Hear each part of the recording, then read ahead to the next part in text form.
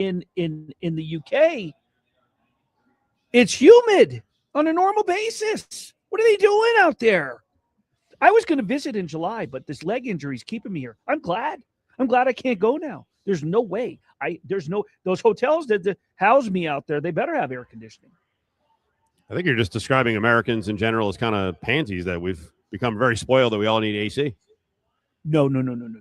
There's nothing in 120-degree weather out here in Vegas. You tell me we don't need AC? Come on.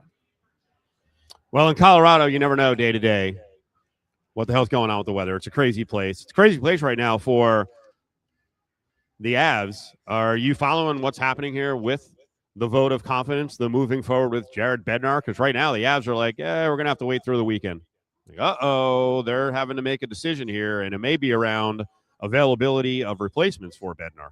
I did not realize this until you put it on there, because I've been had a busy day doing some stuff. Signed the contract with the new place, by the way. And here and then I get here and I saw what you put in here. I did not see this, in that they're delaying the announcement as to whether or not, and that is alarming. I agree with this tweet. No Avalanche press conference today on Jared Bednar's future, pushed to Monday or Tuesday. If they knew they were keeping him, this would have been done already.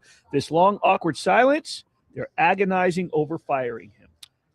Or they're waiting to have somebody in place so they can do we're getting rid of him, but we're hiring this person. This is your classic lame duck situation, as you just said, where it's insulting to the guy who's been there, who's won a cup, who shouldn't be getting fired. Make the decision and move on, because you're absolutely, as Willie just described, presenting a deal here where, hey, if we find someone better, then you're gone. If not, you can come back. I disagree with you. I think they need to make some changes. I think the Vegas Golden Knights would make changes. I think teams around this league, and I've been saying it almost every offseason now for the last 7 off seasons, a lot more teams need to operate like the Vegas Golden Knights. Whether you think it lacks humanity or not, the Knights look to make changes when they don't win a cup. And the Avs have been standing pat for too long. They have way too much talent. They're starting to move towards missing out on winning another cup. In the prime of these dudes, they need to make some changes, and I don't know why they're dragging their feet. Wait a minute. How about this? Edmonton hasn't won a cup, and they've been to the last 2. Do they need to make changes? Yes. Yeah. You know what change they need to make? Maybe they need to move on from Connor McDavid, put him someplace he can be beneficial and the team can benefit from him. And maybe they need to focus on something else and maybe get some depth in there so they're not counting on just one person. Maybe Colorado got there, but maybe Cale Makar, Nathan McKinnon, I don't know. Maybe they're not the is it always the coach? No, it's not always the coach. But I think in this case, it is the coach. That's the easiest change you can make. I think they do need to change some personnel. The beauty of all the beholders right now for coaching replacements, and it's all over the West, is Bruce Cassidy. Cassidy came on with us on a Friday 2 weeks ago, and I thought was very measured in his comments about the Vegas Golden Knights turning down permission, not giving permission to have him interview with some of these squads in the West. Cassidy was on Spittin' Chicklets. And I know Bissonnette's on this show. I know it's a really big show. I don't know the other guys, but you can hear them kind of building towards setting Cassidy up here about what the latest is now that it's gone another week or so since we talked to him. Does that upset you, or is that part of the business? Like, where are you at in terms of your next gig? No, it's upsetting. I'm going to be honest, because once you're fired, your contract's basically terminated. But the one thing people don't realize is all the deals that, they got the NHL bylaws, this and that, and I don't know every one, but, you have non-compete clauses. So I can't resign today and go work for someone tomorrow. I can't work until Vegas gives me permission until this contract's up, which is at the end of next season. So, if you resign, all I do is not get paid. So, I got. Oh, interesting. I said, can't you just forfeit your salary and say, hey, I don't need your money. I want to go get the bag from somebody else. So it's not right that they can let you. To me, it's not right. They can let you go and then still stop you from working. That's where the bylaws are probably messed up a little bit. Well, the bylaws are not messed up. You're an idiot. He's under contract. He's owed another $4.5 million for next year. The Knights are eventually going to lift this permission thing. I don't think they should for any team in the West, but I'm kind of hardcore on this. I think the organization needs to do what's best for the organization, and if you feel like that again lacks humanity, and what Bruce didn't say there, and I like Bruce Cassidy a lot, and I don't like that they got rid of him with 8 games left in the season, but what Bruce didn't say there is, I'm still under contract. If I don't get one of these jobs, by the way, he's not guaranteed to get one of these jobs. He will, but he's not guaranteed. He does have a $4.5 million nest egg to fall back on. So that's kind of a big part of the deal. Like, hey, they fired him, but if he wanted to, he could just sit out the year, do some TV, and still make his 4.5. Right. And he said on the show on Spit and Chiclet, said, hey, it's fun. I had a great time and everything, but this is what I do. I want to get to coaching. The one thing play bite number 2 where he says that. Those are in, I think, everybody's contract, so that is what it is. But you can't do that, and I think they do that probably because they wouldn't want a coach in the middle of the year to resign on February 1st and go work up the street on February 3rd, right? Because they like a better situation. I'm sure that's kind of why some of these things are written in. But in this case, yes, there was 2 teams that asked. It's public knowledge now, and I would like to talk to them. I want to go to work. I'm a hockey coach. As much as I love being around biz at TNT, I want to get back to work. I will tell you this. Let's point out that when he was on with us, he did say to us that he at that time he understood the situation because they were in the thick of the playoffs, and at that time they had a break between playing the Ducks and playing the Avalanche, and he was like, on our show, he said, hopefully now with some time, with my agent Kelly, they could sit down and we can get some of this cleared up. Well, the Golden Knights never backed off. They got into the Western Conference Final, and now here we are. We talked about this 2 days ago, you and I. You're on the stance that they should stand their ground against Western Conference teams. I am on the ground. I stand 10 toes down. I agree that, hey, you don't want to let a division rival, especially the best division rival, which is, as long as Connor McDavid's playing in Edmonton and Leon Draisaitl's there, those two make Edmonton sometimes the favorite of the division, sometimes the second favorite behind the Golden Knights. They should hold their ground against Pacific Division opponents. I don't know about the whole Western Conference, but nevertheless, I understand Kelly McCrimmon's point, but I also understand Bruce Cassidy. Let him move on, let him because you want to get started, you want to get going, you want to start coaching, you want to get your feet wet. You know what I mean? You don't want to wait another 2-3 weeks. We're hanging out today at the Golden Circle Sports Bar inside Treasure Island. Come on down, watch WNBA and all the other sports tonight. Great menu here. They're keeping the prices in line. Of course, happy hour goes down at 3 different bars, including this one, every single day of the week. Yeah, it's on the Strip. Happy hour 10 a to 6 p. $5 on select draft beers at the Golden Circle and over at the Breeze Bar as well. Come on out. Hang with us on a Friday. On the way back, we'll start to get into what could happen tonight in the Eastern Conference Final and what could happen with the matchup if it is Carolina against the Vegas Golden Knights. Got something to say? Hit us up on the Bay Law text line 702-364-1100. Brought to you by Bay Law Injury Attorneys. Winning is no accident. We're hiring at A1 Garage Doors. No experience? No problem. We provide full training, a brand new van, top-of-the-line tools, a gas card, and steady jobs with weekly pay. This isn't just a job. It's a career with real growth, great pay, and job security. Our team members go from training to 6 figures, and we're ready to help you do the same. Don't wait. Apply now at a1garage.com/careers. A1garage.com. A1 from day one.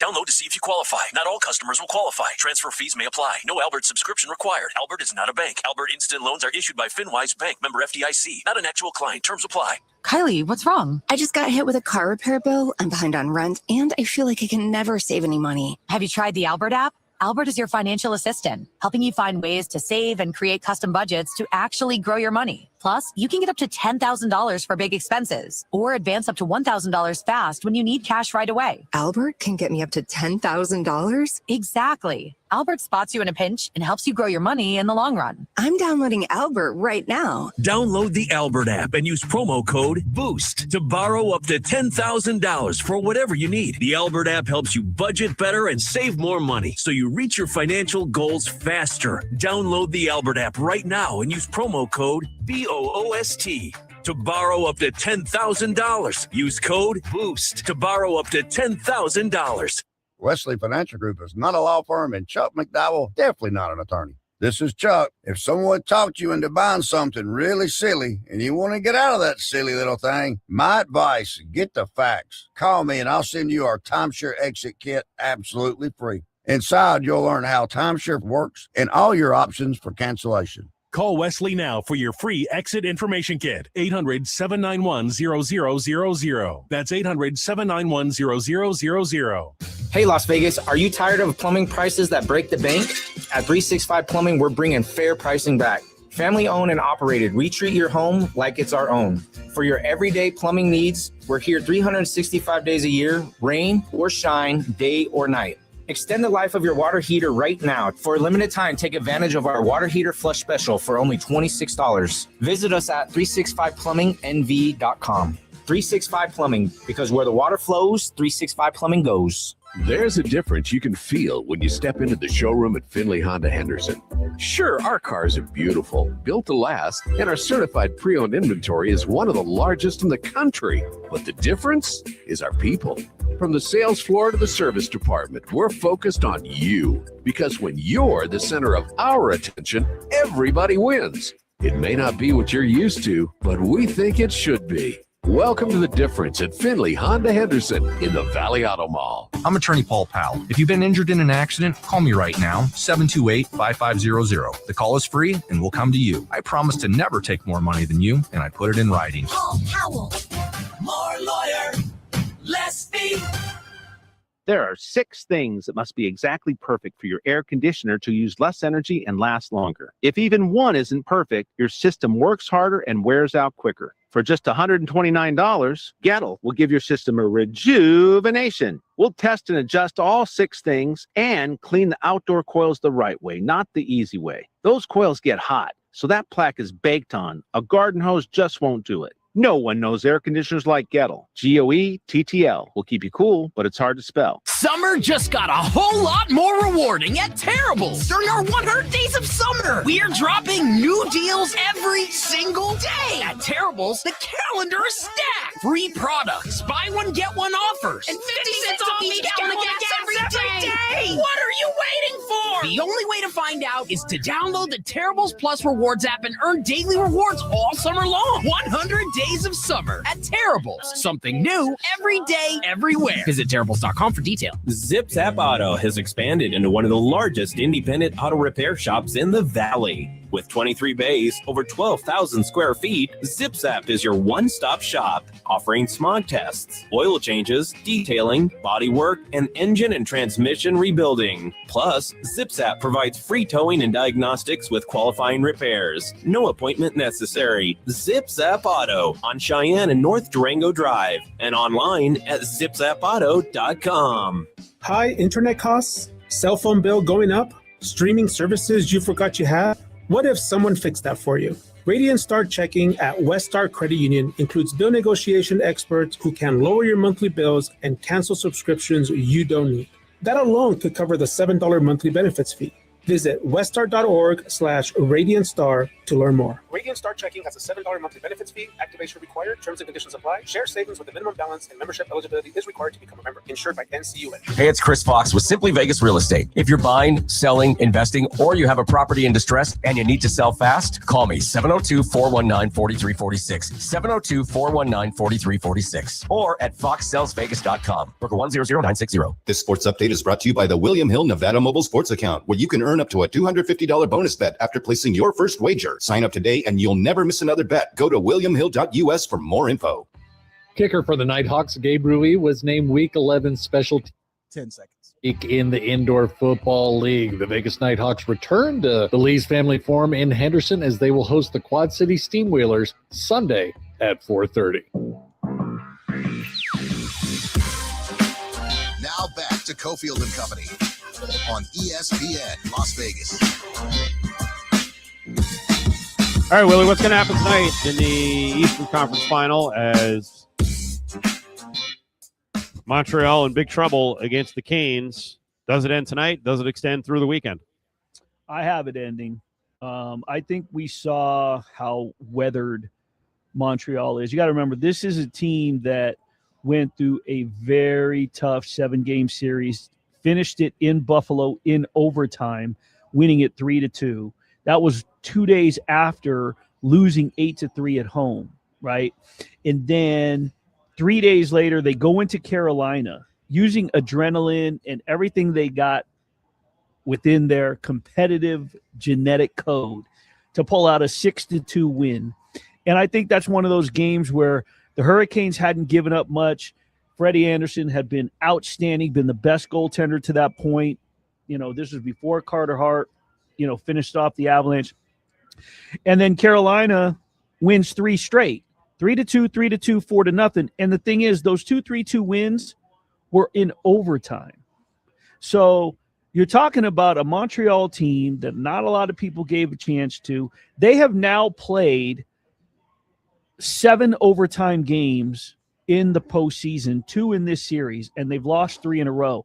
I think we saw how weathered this team is in the last game, a 4-0 loss on their own ice in Bell Center, which is supposed to be, the number 1 hockey rink in the NHL, and they can't even get a goal on Frederik Andersen. Now you're coming back to Carolina, the number one seed in the Eastern Conference, the number 1 defense this postseason. They've allowed 1.67 goals per game.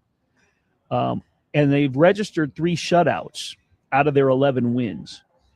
I think this one's over, and I think we have Vegas versus Carolina for the Stanley Cup. Are you confident enough on it's over to bet the Canes minus 253 tonight? No, but I am confident enough to bet the puck line. Oh, really? Yeah. Because Freddie Anderson could, if they get 1 goal, that's all they're getting. I do think that, I think they're going to give Freddie Anderson a few goals to work with, and he'll shut Montreal down. If they get 1 goal, they get 1 goal. But again, this is a team that has, 2 straight overtime losses, including one in Montreal, and a 4-0 loss. They've scored 4 goals in the last 3 games. So I just don't see them coming out and putting 6 goals in the net like they did in the first game. I think that we've seen, like I said, how tired this team is. Yes, they won their last 2 on the road in Buffalo, games 5 and 7, but Buffalo's not Carolina. Frederik Andersen's been playing his best hockey. This might be his best overall postseason. And he had a horrible regular season for him. It was a horrible regular season for him. So to see what he's doing in the postseason, and a lot of these guys for Carolina that's sort of having a resurgence with their career, including Taylor Hall. I just think that this is a chance to wrap it up, because now all of a sudden, if you take a series up 3-2 back to Montreal, and again you put the Montreal back in that Bell Center, and now they have a chance with new life. I just think Carolina's going to lights out tonight. It's over. Lay the puck line. Yeah, that puck line minus 1.5 at STN is even money. All of our Stanley Cup final coverage is brought to you by Jackson's Bar and Grill, 6020 West Flamingo, named Best Value Steak in Las Vegas. It's a great spot for pregame and postgame headquarters, concerts, action on the strip, games as well. And for hockey viewing, for hometown hockey, great spot, $22 steaks, 1 pound ribeye, or you can get the garlic marinated bistro filet. You get the veggies, your choice of a side, $22. And Chef Lonnie's in there hand cutting the steaks each morning, 6020 West Flamingo. It's Jackson's Bar and Grill. And during the hometown hockey games, of course, the sound is on. They also have the opportunity to win $775 in free play with Pass the Puck and Slapshot game. So check it out. Coming up next week, the schedule will be set for the Stanley Cup final, and our coverage for the Stanley Cup is brought to you by Jackson's Bar and Grill. Saturday on ESPN Radio. It's an interleague showdown at PNC Park. Buxton, fly ball, left center. Going, it is gone. Byron Buxton and the Minnesota Twins face O'Neal Cruz and the Pittsburgh Pirates. Cruz is on a heater. There goes a missile to right center. Carrying for Cruz. The Twins at the Pirates. Coverage begins Saturday at 3:30 Eastern with first pitch at 4:05 Eastern on ESPN Radio and on the ESPN app. Presented by Progressive Insurance. Summer starts at Palms Pool when your desert oasis opens March 16th. Kick back in style with a private cabana, perfect for soaking up the sun or chilling in the shade. And the best part, Nevada locals can book a cabana free. Whether you're meeting friends or taking a full day of relaxation, Palms Pool is the place to be. Reserve your cabana today and enjoy free admission and parking. Check out palms.com to book or for more information on upcoming poolside entertainment for locals age 21 plus. Vegas, are you ready? Your Las Vegas Rockers are storming back into the Orleans Arena Sunday, May 31st for an international showdown that you don't want to miss. Watch the Rockers battle the Stuttgart Stallions of Germany in a night of hard hits, high-flying touchdowns, and non-stop arena football mayhem. The lights will be bright, the crowd will be loud, and the energy will be pure Vegas. All tickets are just $20. Get yours now at LasVegasRockers.com. Bring your friends, bring the family, and bring the noise for Las Vegas Rockers football. Sign up today for a new William Hill Nevada mobile sports account, and you can earn up to a $250 bonus bet after placing your first qualifying wager. The William Hill Nevada mobile sports app allows you to bet on the go from any iPhone, iPad, or Android device from anywhere in Nevada. Sign up today and you will never miss another bet. With the largest wagering menu, the mobile sports app features same-game parlays, early cash out, and live in-play wagering on all major sports. For more information, official rules, and to see participating sign-up locations, visit williamhill.us. Must be 21. Gambling problem? Call 1-800-GAMBLER. An accident isn't just an accident. It's lost time, lost wages, and a fight you didn't choose. That's where we come in. At DeCastro Verde Law, we deliver serious firepower for serious injuries. We fight to make things right. When you're injured, the choice is clear. We're the DeCastro Verde Brothers, and we have you. 10 seconds. BrothersWin.com. At DeCastro Verde Law, the brothers have your back. BrothersWin.com. Now back to Cofield and Company on ESPN Las Vegas. Busy show today. Got our eyes on the Eastern Conference Finals. We're hanging out here in the Golden Circle Sports Bar. Mateo's here. James back in the studio running the show. Appreciate those guys. These guys. Willie Ramirez as well. Willie, well, the Dana White material continues to roll out about mental health, and this is the end of May, which is the end of Mental Health Awareness Month. And in his Time magazine story, he talked again about men and mental health, and he said, talking about it publicly, I just feel like it opens the door to make young men think that it's okay to just blanking go, oh, I'm having mental health issues. White says in a whiny voice, as the description says here, handle it behind closed doors, Dana White says. Don't show that weakness to anybody. I am unapologetically masculine. What is toxic masculinity? Who has it? Who's too masculine? Dana White said. And this month has been really sad for some stories along the mental health lines because we've seen suicides, and we just saw after the story came out 4 days after, Claude Lemieux, who probably about the time that story came out was part of the celebration in Montreal around the Eastern Conference Finals, and now he's gone. And part of what he said in terms of, I think we talked about last week where he, and I said, he probably what he means is do it behind closed doors, but don't let people see it. Well, you know what, Dana, for some people, I will say this. I never talked about it publicly until I started talking about it as an advocate. And I actually was an advocate before I revealed a lot of issues that I was dealing with depression and suicidal ideation. But what I found now is in talking about it is how many people count on me to talk about it, especially in Las Vegas from the high school level with the program that we started over at Spring Valley and is now at Liberty called the Baggage Project. So, some people, I will say that there are people out there, I think that they sort of in a martyr kind of way, they use it. And there are pro athletes also. They jump on the bandwagon and they talk about mental health when it's convenient for them to maybe get in and out of situations.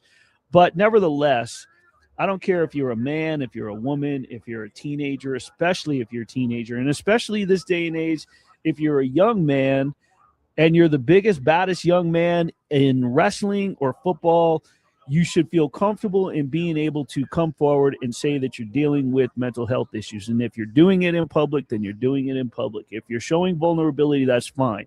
It doesn't mean that you're not a badass on the wrestling mat or on the football field. You can still dominate and be the badass that you once were. And I said it last week or whenever we last talked about this, and I'll say it again. I know for a fact that there are 2 or 3 people in that UFC building that have talked about it publicly, one of them in an interview with me. So if he has a problem with it, well, then you better go fire those people, or I want to see him get in those people's face. Because it's very easy for a guy like Dana White, who's a billionaire, to say, oh, hide it behind, be masculine, be tough, be Mr. Tough Guy in public. Well, you also got all the money in the world. So, and let me tell you, coming up this summer, it's going to be some tough times for some people out there, brother.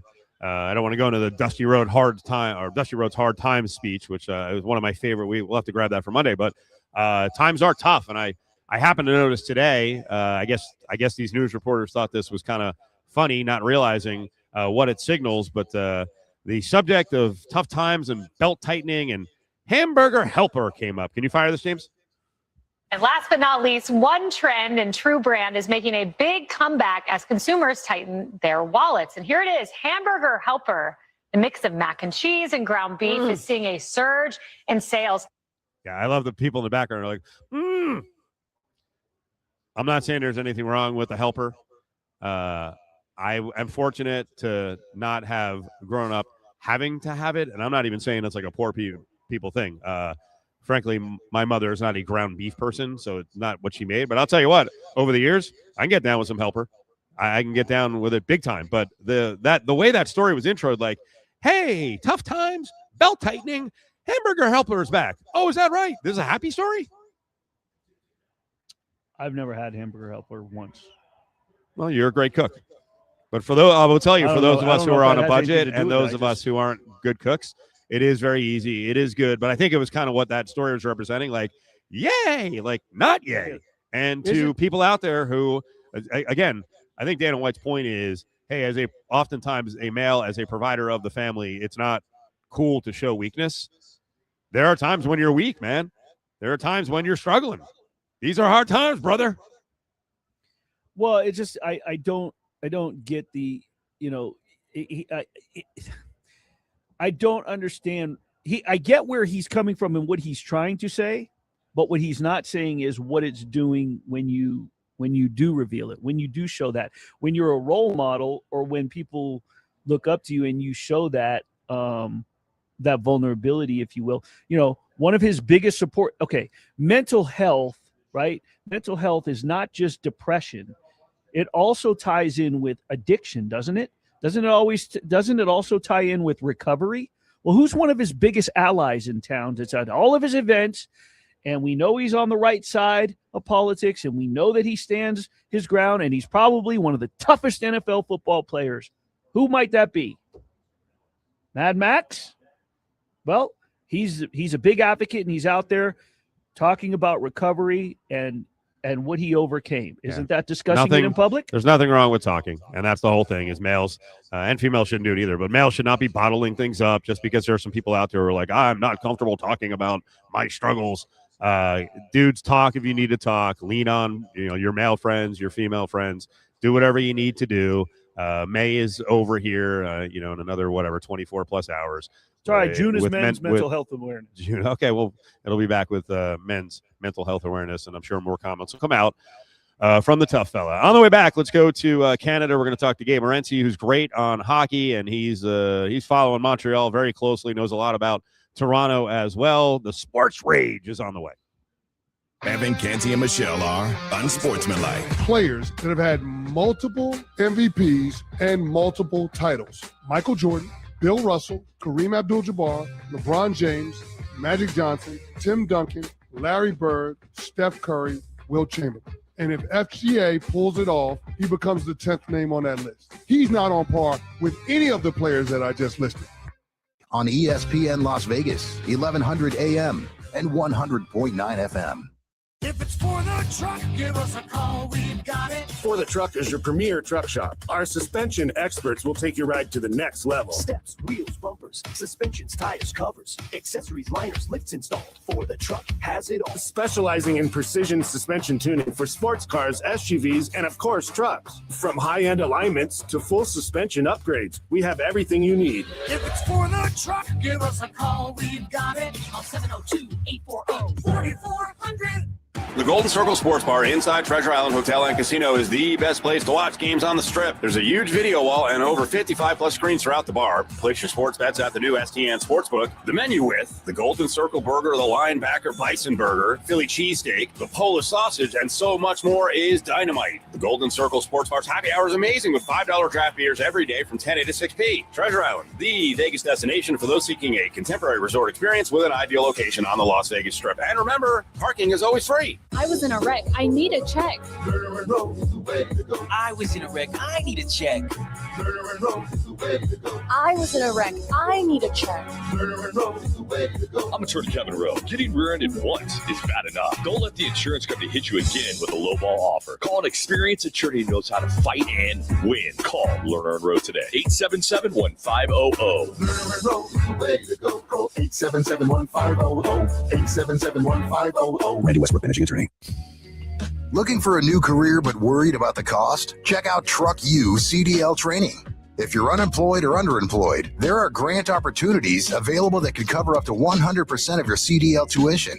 Truck U will help explain your options and guide you through the process. They also offer flexible finance programs to fit your budget. So get on the road to a better future today. Call 702-533-3565. That's 702-533-3565. It's Friday at Zippy's, and that means Calbee Specials. Zippy's, serving Hawaii comfort foods for over 60 years, is now in Vegas. Grab the Calbee Pork Plate, grilled to perfection with rice and mac salad, or go big with the Calbee Pork Mix Pack, featuring Calbee Pork, Korean fried chicken, wontons, and more over furikake rice. Available from 10:30 a.m. while supplies last. Zippy's, celebrating 60 years of serving Hawaii comfort foods, now with 5 locations: Arroyo Crossing, Wallapai Way, Southeastern in Henderson, West Charleston Boulevard in Summerlin, and now open on Camino al Norte.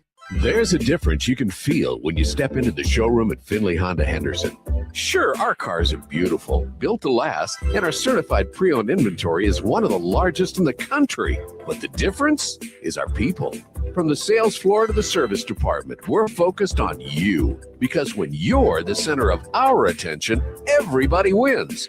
It may not be what you're used to, but we think it should be. Welcome to the difference at Finley Honda Henderson in the Valley Auto Mall. 1877 Cars for Kids. KARS Cars for Kids. 1877 Cars for Kids. Donate your car today. Call 877-CARS-FOR-KIDS to reach a friendly live agent. Donation is super easy, and your car can be picked up as soon as tomorrow. Call us now or go to carsforkids.org. 7 Cars for Kids. Donate your car today. Did you know you can donate real estate too? Hey, Las Vegas, are you tired of plumbing prices that break the bank? At 365 Plumbing, we're bringing fair pricing back. Family owned and operated, we treat your home like it's our own. For your everyday plumbing needs, we're here 365 days a year, rain or shine, day or night. Extend the life of your water heater right now. For a limited time, take advantage of our water heater flush special for only $26. Visit us at 365plummingnv.com. 365. All right, we have Gabe. 65 Plumbing goes. You wouldn't put your life savings into a slot machine, so why keep it at a big bank where every month can feel like a gamble? At One Nevada Credit Union, we aren't playing games with your money. We all good with Gabe? Local service, and better rates. Stop pulling the lever and hoping for the best. Okay, Switch to... Yes, we have Gabe. Sorry, I was talking to a listener trying to get some information. No worries. Hey, everybody on the live stream. Federally Stick with us. insured We'll by be rolling NCUA. for a while here. Spring into cash for betting sports on the William Hill mobile app with the William Hill Capture.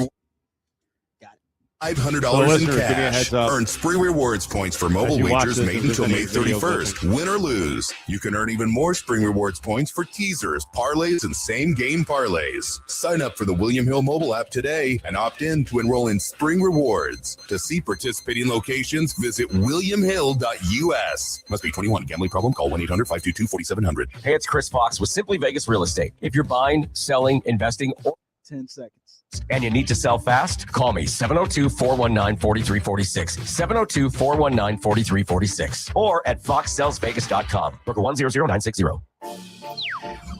Now back to Cofield and Company on ESPN Las Vegas. All right, let's continue to look at the Eastern Conference Final and eventually the Stanley Cup Final with the Knights in it against who? It looks like it's going to be Carolina. We go to Canada, and one of the great North American Sports Talk hosts is Gabe Morency, who joined us from the Sports Rage here with Cofield and Willie. What's up, Gabe? Hey, it's great to be with you guys, man. Always good. Okay, let's set up what's going on tonight and the rest of the series, if there is a rest of the series. What are you seeing with your Canadiens? Why has Montreal fallen short in this series against Carolina?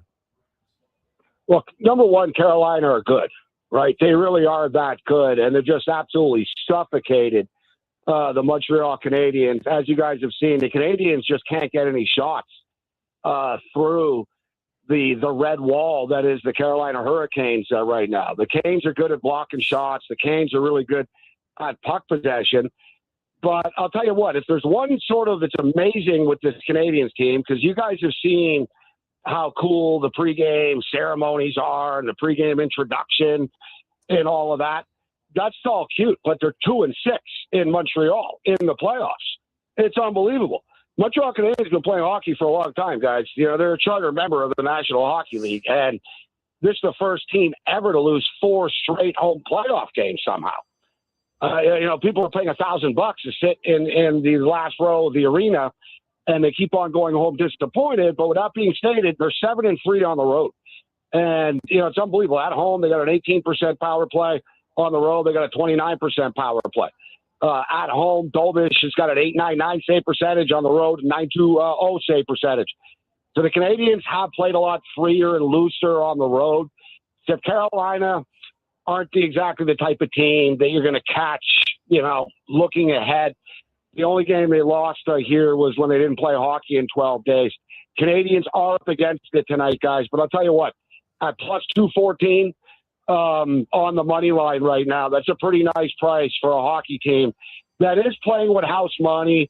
They are looser right now, you know, backs up against the wall and all that, but they're down 3-1. So now they're into let's take it a game at a time. So I don't think the Canadiens are rolling over tonight. So at the price, guys, I do think the Canadiens are a very live dog. It looks good on the surface, and everything that you said, Gabe, makes sense. The one thing that's sort of troubling and it sort of puts the siren up for me is this. They, you know, very emotional series against Buffalo, right? Obviously 7 against Tampa Bay, 7 against Buffalo. They do finish on the road in Buffalo 3-2. As you mentioned, they go to Carolina, they throw a 6 spot in the net on them. Carolina coming off a long layup, but then back-to-back overtime games, you saw how flat this team was. I just personally think that we saw how weathered this team has been with 7 overtime games. They played 3 overtimes in their last 5, and I just think that they are absolutely spent, and we saw that in a 4-0 loss in Bell Center. I can't disagree with the assessment. This is a team that's running on fumes right now. It catches up, right? It catches up to you, especially hockey. I don't care what sport it is, NBA as well. You saw it with the Cavaliers, guys. The Knicks were better, but the Cavs literally just hit a wall. And, you know, the Canadiens have played basically like they're up to what now? So this is game 5 here. They're up to 19 games now. Right. So they essentially played like 19 games in 40 days, 38 days type thing, 40 days now. So you're right. It's starting to catch up to them. But with that being stated, the pressure's kind of off now, right? The expectations were higher earlier in the series. Everybody had, hey, maybe they could pull off another upset and get back to the Stanley Cup. And I also think, guys, they don't want to lose the way that they're going down here. Now it's humiliating, right? They're being humiliated. like literally and figuratively. So I don't think they want this sour. Like if they lose tonight, I think they'll die on their sword. You know, if they lose 4 times in a row on their home ice, they really haven't played well. I expect them to play better, win or lose. The problem is, like I said, guys, Carolina have showed that killer instinct, right? Yeah. They finished off Ottawa. They finished off Philadelphia. But as you guys see, and you'll see this, you know, against Vegas, and God, like, guys, if it's the Canes in Vegas, just give me the under in every game to go to overtime, okay? Because both teams, like, have the puck all the time. Both teams don't blow anybody out. I know Vegas had a great series against the Avs, but a lot of, you know, same with Carolina, as good as they are, they don't really smoke you, right? You know, it's weird, though, because you're down a goal, and it kind of feels like you're down 2 goals against them. They're a very, very tough team to play. But as I stated, with the price tonight, and as we all know, the final elimination game, always the hardest to finish off. And we'll see off the tragedy if the Canadians, you know, dig deep off, you know, Claude Lemieux, obviously, which just astonishing stuff that he carried the torch on Monday night at the pregame intro, and now is gone. Speaking with Gabe Morency, a host of the Sports Rage. Yeah, I want to talk about the playoffs as a whole. And you sort of mentioned, you compared it to the Knicks and the Cavs with what we saw the Cavs running out of gas. But the changing of the guard, somewhat like we've seen in the NBA, for a couple of years with the Thunder, the Oklahoma City Thunder in the NBA was like, well, they're young, but they got these young guns, SGA, Chet Holmgren, they're coming along. How great was it to see in the NHL? Have we seen a little bit of the tide turn, the changing of the guard, the writing on the wall? Think about the Anaheim Ducks and how bad they've been and what they did, and then they fell short against Vegas. But this young core, Montreal, they're finally putting it together. Buffalo, I don't think anyone really expected the competitiveness and the great games we saw from those 3 teams. Could we be seeing in years to come something that we saw? Is this was it a preview this postseason to what's to come with possibly some great young players? It's a great topic and great question. I think the NBA is more clear. You know, the changing of the guard, and Oklahoma City are here, and San Antonio are about to take the league over, and you just see it and know it, right? The National Hockey League, guys, I think Vegas is the classic example of this. Vegas is not a young team, right? Like the Florida Panthers, you know, the last 2 years, not a young team. And the Panthers, were in 3 consecutive Stanley Cup finals. They won the last 2, but they were in the one before that, right? The Edmonton Oilers, not a young team. So I do agree. There is a light at the end of the tunnel, and there's definitely a changing of the guard coming. I mean, Macklin Celebrini is just unbelievable, right? I mean, this kid, just like next level. Will Smith, hell of a player as well. But as you guys see in hockey, you know, you need 6, 7 good guys. It doesn't, like 2 or 3 isn't enough. You see what Connor Bedard in Chicago, as good as he is, he can't turn this thing around by himself. But the Ducks are a special young team right now. The Sharks are going to be a special young team moving forward. The Canadians, as you stated, they really do have like literally 7, 8 kids. That Canadians are the youngest team in the NHL. That's hard to believe. But with that being stated, I tell you what, Steve, it's a man's league, the National Hockey League, right? Yep. Mark Stone might be slow. Mark Stone might not be pretty, right? Mark Stone might not match up. And I remember during the Olympics, even Canadian fans, man, Mark Stone's slow, right? He's being left behind. And, well, here we are in the Stanley Cup right now, right? The same old type of cast of characters. You know, yeah, you tweak in your Mitch Marners and, your Dorfields, and you sprinkle in some skill, but Vegas are such a gritty team. Carolina aren't a physical team, but just sort of play gritty style, no-name, hard-nosed hockey, right? So, and Carolina aren't kids either. Right, Rob Brindamore, guys, won a cup as a player. He's been knocking on the door forever as a coach. Right, Carolina came into this 1-16, 1-17 in their last 18 conference finals games. Like Carolina have a ton of veterans, so the torch has not been passed yet, Steve. Not quite yet. Gabe, I got less than 5 minutes left, so let's. I'm going to go rapid fire with a bunch of questions here. One, are you with a group of many people who cannot stand the Vegas Golden Knights story? A lot of people are peeved the Knights are in the final. You know what? I don't know if people in Las Vegas truthfully realize, and I think it's great. The Vegas Golden Knights were the real Raiders, guys. Like, you know what I'm saying? Like, they've become that sort of villain for real that people just absolutely despise. Like, just absolutely. And let's be real. Let's call it up what it is. It's jealousy, number one. Point blank, right? The Toronto Maple Leafs haven't won a Stanley Cup since 1967. You know, I've worked with people in Toronto. I remember when Vegas won the Cup when they won the Cup. You know, they were like, "This makes me sick. I've been going to games for 50 years, and this team just comes in and wins." And it bothers people in Canada that these southern, Florida, right? You got 13 people showing up to your parade. You know what I mean? People in Canada will give a limb to watch a Stanley Cup win. It bothers them. Then you dig down a little bit deeper into, we could bring up Carter Hart's story, right? He's not exactly the most popular person in Canada. And even in the hockey world, with the coaching stuff that's going on, how Marc-Andre Fleury, there's always a lot of people that notice what Vegas do, but you have to notice all they do is win. And it might look bad and it might look crude, and how the hell they fire their coach with a week left. The guy's a Stanley Cup champion. Well, here they are right now, guys. Yep. Here they are right now. So the Mitch Marner story. The villain shit. Gabe, the Mitch Marner story. Does Marner have a right to keep bringing up Toronto, or is he embellishing a bit? Because it seems like some of the Toronto media are like, "Hey, Mitch, enough." Yeah, they're the ones that can't let it go more than him, Steve. They are jilted in Toronto, and I actually love to see these Toronto low-life media types who are just, it's like their girl, the girl left. I think they were bang on. It's like your girlfriend left. It is what it is. She's with a new dude. He's a lot richer than you are. She's doing really well. You got to deal with it. And, Marner can't, God knows behind the scenes what he's really saying, right? Mitch Marner's father has always been one of those hockey dads that chirped with Leaf fans, etc. But I think it's more of a Toronto Maple Leaf thing, guys. If you see what Leaf fans say about him and how they talk about him, and I mean, guys, they went to his house and threw crap on his lawn and stuff before. Yeah. Right. He got carjacked actually a day after the playoffs a couple of years ago. But the people that didn't know who he was. But understanding he's been through a lot, so I understand the chip on the shoulder.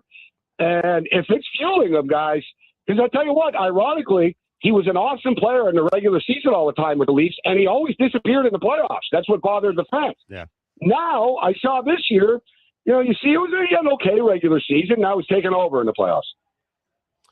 Gabe Morency's with us. Last minute, Gabe. We were talking early this hour about the Avalanche situation, that they're going to drag this out through the weekend with Bednar. And my general casual take on the NHL is more teams should operate in cutthroat fashion with a massive sense of urgency like the Vegas Golden Knights.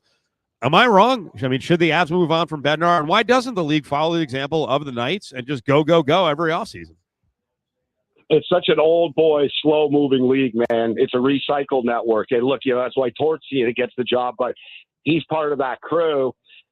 It's funny, when Cale Makar didn't play in the first two games, and the coach said, it's up to him whether he's going to play or not. And I just flippantly, sarcastically said online, I said, well, they'll be looking for a new coach next week. And the Colorado Avalanche beat writers sort of responded to me, why are you causing drama? This is crazy. It's just a dumb tweet. I can't help but chuckle now, Steve. Here we are. Right? Here we are. I don't think they will pull the trigger, personally. I don't think they will. I think they'll hang their hat on injuries. Listen, this isn't the first time Colorado have choked, man. For all their greatness, they won in 22, and that's it. I wonder how many of those beat writers that were replying to you are the ones that were in the media room here in Vegas going, well, when are we writing the story on Bednar getting fired? Yeah, and the whole thing is, too, the excuse of, if Nate McKinnon, if Cale Makar, well, you guys haven't been in the playoffs for the last 10 years and been good all the time and falling short all the time, right? So, there's one thing you guys, I'm sure you've learned about hockey fans. Nobody has more excuses than a hockey fan, or sees things in their own way. You know what I mean? Gabe, we appreciate it. Tell people where they can find your stuff up on the stream and on radio. You guys are the best. Find me online over at X @SportsRage. I'm also kicking it on the Sports Grid television network as well. Beautiful. Good to talk to you, buddy. We'll see you. Hey, always good, guys. All the best. There he is. A big lover of Vegas, really big on gambling, sports rage, Gabe Morency, high energy, loves hockey. Apparently doesn't love Toronto. I kind of like to hear that. I enjoyed that part. That was fantastic. I don't, listen, as we learn more and more about the Mitch Marner story and why Toronto hates him so much and why the reporters are all over him, I want to hear from someone who's on the Toronto side where they're like, enough. Like, you're piling on, man. We're tired of hearing it, because I see the piling on stuff all the time from Toronto fans online where they're like, hey, Mitch, enough. We're tired of hearing about it. Like, well, then you shouldn't have done it in the first place. Don't treat him like a freaking animal. Well, let me work on getting those Toronto people that'll yell at us. I'm sure I can find a couple. Giveaway time, 364-1100, 364-1100 is we've got tickets to see Weezer coming up on the 23rd of October. Weezer is playing T-Mobile on the 23rd. You can get your tickets at AXS.com. AXS.com is where you can get your Weezer tickets for the October 23rd show at T-Mobile Arena. Caller 7 right now, 364-1100, 364-1100. If you don't know, we are rolling live stream right now up on YouTube and Twitter and Facebook. So seek us out at ESPN Las Vegas or at Steve Cofield. Later in the show, we are going to have tickets to see Guns N' Roses. We're getting ready for the Eastern Conference Final. We want to find out sooner than later who the Knights are playing and what the schedule is going to be next week for the Stanley Cup Final. Plumbers, HVAC techs, contractors, and DIYers. McFadden-Dale Industrial Hardware has the tools, parts, and supplies to power your next project. Open early and stocked with everything you need. Stop by South Decatur near Russell. McFadden-Dale Industrial Hardware. Fast, easy, and built for the pros. Hey, it's Chris Fox with Simply Vegas Real Estate. If you're buying, selling, investing, or you have a property in distress and you need to sell fast, call me 702-419-4346. 702-419-4346. Or at foxsellsvegas.com. Broker 100960. Sign up today for a new William Hill Nevada mobile sports account, and you can earn up to a $250 bonus bet after placing your first qualifying wager. The William Hill Nevada mobile sports app allows you to bet on the go from any iPhone, iPad, or Android device from anywhere in Nevada. Sign up today and you will never miss another bet. With the largest wagering menu, the mobile sports app features same-game parlays, early cash out, and live in-play wagering on all major sports. For more information, official rules, and to see participating sign-up locations, visit williamhill.us. Must be 21. Gambling problem? Call 1-800-GAMBLER. Having insurance isn't the same as having State Farm. It's like needing a lawyer, but getting some guy who just watches courtroom dramas. How does the defendant plead? Guilty. Wait, what? Also, objection. You object to what? Erroneous. Counsel, approach the bench. Hey, can I get a whack at the gavel? You wouldn't settle for just any lawyer, so don't settle for just any insurance. Get the real deal with State Farm. Like a good neighbor, State Farm is there. Miss a show? 10 seconds. Network.com for everything ESPN Las Vegas, 1100 AM and 100.9 FM, KWWN Las Vegas. It's Cofield and Company on ESPN Las Vegas and ESPN Reno.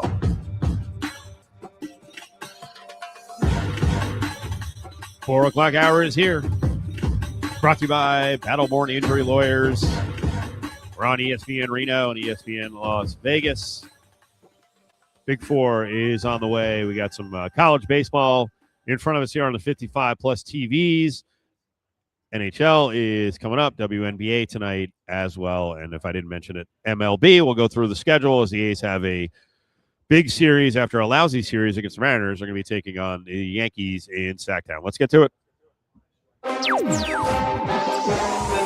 Battleborn Injury Lawyers presents the Big Four at 4. Number 4. Battleborn Injury Lawyers presenting this hour. 766-1400 is the number. You can call from anywhere in the state of Nevada to that number. 775, though, 766-1400 in the north. Well, Willie, the Running Rebel roster continues to be meticulously rebuilt by Josh Pastner. He lost all but a couple of guys, and many of the players were told, hey, you know, maybe you should seek out opportunities elsewhere. I don't think everyone from the roster who left has settled somewhere, so there might be someone who returns. We'll see. We'll see what happens with that. But, man, it is a guard-heavy roster, and today reports are that the Rebels are going to bring back a familiar face. This is always something I've thought the Rebels could benefit from in this transfer portal era. Sebastian Mack is going to come back to Vegas where he prepped. He's a Chicago kid, but he played at Durango and then Coronado. He's been at UCLA for a couple of years, Mizzou last year, and the 6'3" guard is coming back to the Rebels. And as I said, this is going to be a very guard-heavy roster. I think Josh Pastner learned a lot last year about what the Mountain West is and the attrition that can happen throughout the season. Yeah, and I think for this kid, for Sebastian Mack, I mean, unfortunately, he didn't see a lot of playing time, or he didn't see a lot of starts, I should say, the last 2 seasons. His first season with UCLA, he started 30 of the 33 games he played in. He started once the second season, but he appeared in 34 games. And then last year, he appeared in 18. He started 9. What I will say is this. You could speak to this probably a little bit better because you're there firsthand. You cover, obviously, the Rebels, and you're one of the voices of the Rebels with the broadcast team. The fact that he started his career with UCLA when it was in the Pac-12, continued his career with UCLA when it went to the Big Ten, and then has SEC experience, 3 different conferences. He's seen a lot of different competition, a lot of different styles of play. How can that help him now coming back to UNLV and then playing in the Mountain West? Yeah, I think the message was sent last year that Pastner wants to go up-tempo, and they did up their points per game a lot. They want to try to press as much as possible. They were really good in transition. They have an unbelievable transition player in forward, Tyron Jones. But as I keep mentioning, it's very guard-heavy right now. I think they will add at least one more true big man, if not 2. But here's the total haul at guard. Isaac Williamson is back. He's the 6'1" sophomore who had a nice breakout year last year as a freshman. They have a commitment from Allen Breed from NC State, McNeese, and Providence. They just have to get him eligible. He needs a 7th year of eligibility. They brought in Dontrez Williams, 6'5" guard from Lindenwood, Cam Miles, 6'2" guard from Florida State, Terrence Ford, 6'1" guard from Tulsa, Sebastian Mack now at guard from UCLA, Missouri, and Coda Suttle, a true freshman, is committed at guard as well. So you can kind of see the direction Pastner wants to go in as he builds this thing with the Runner Rebels, play entertaining basketball, and try to press, go up tempo. I'm going to skip number 3. Let's go to number 2 in the Big Four. Number 2. All right, Ace, or check that. All right, Willie. Aces last night. Another one of those performances defensively. It was not very good. Dallas, and by the way, we're starting to see AZ Fudd begin to put it together. Not too shabby. That, puts a little, all of a sudden she puts a little threat to your rookie of the year, Olivia Miles. But yes, the Dallas Wings. I was impressed with Paige hitting some clutch shots. Paige Beckers? Paige Beckers, yes. Right. Listen, she's only we just need to refer to her as Paige at this point. Everybody knows who Paige Beckers is. There's only so many people that young you can refer to as one person. Like Caitlin Clark, you have to say Caitlin Clark. Angel, you could just say Angel. Paige, you could just say Paige. AZ, you could just say AZ.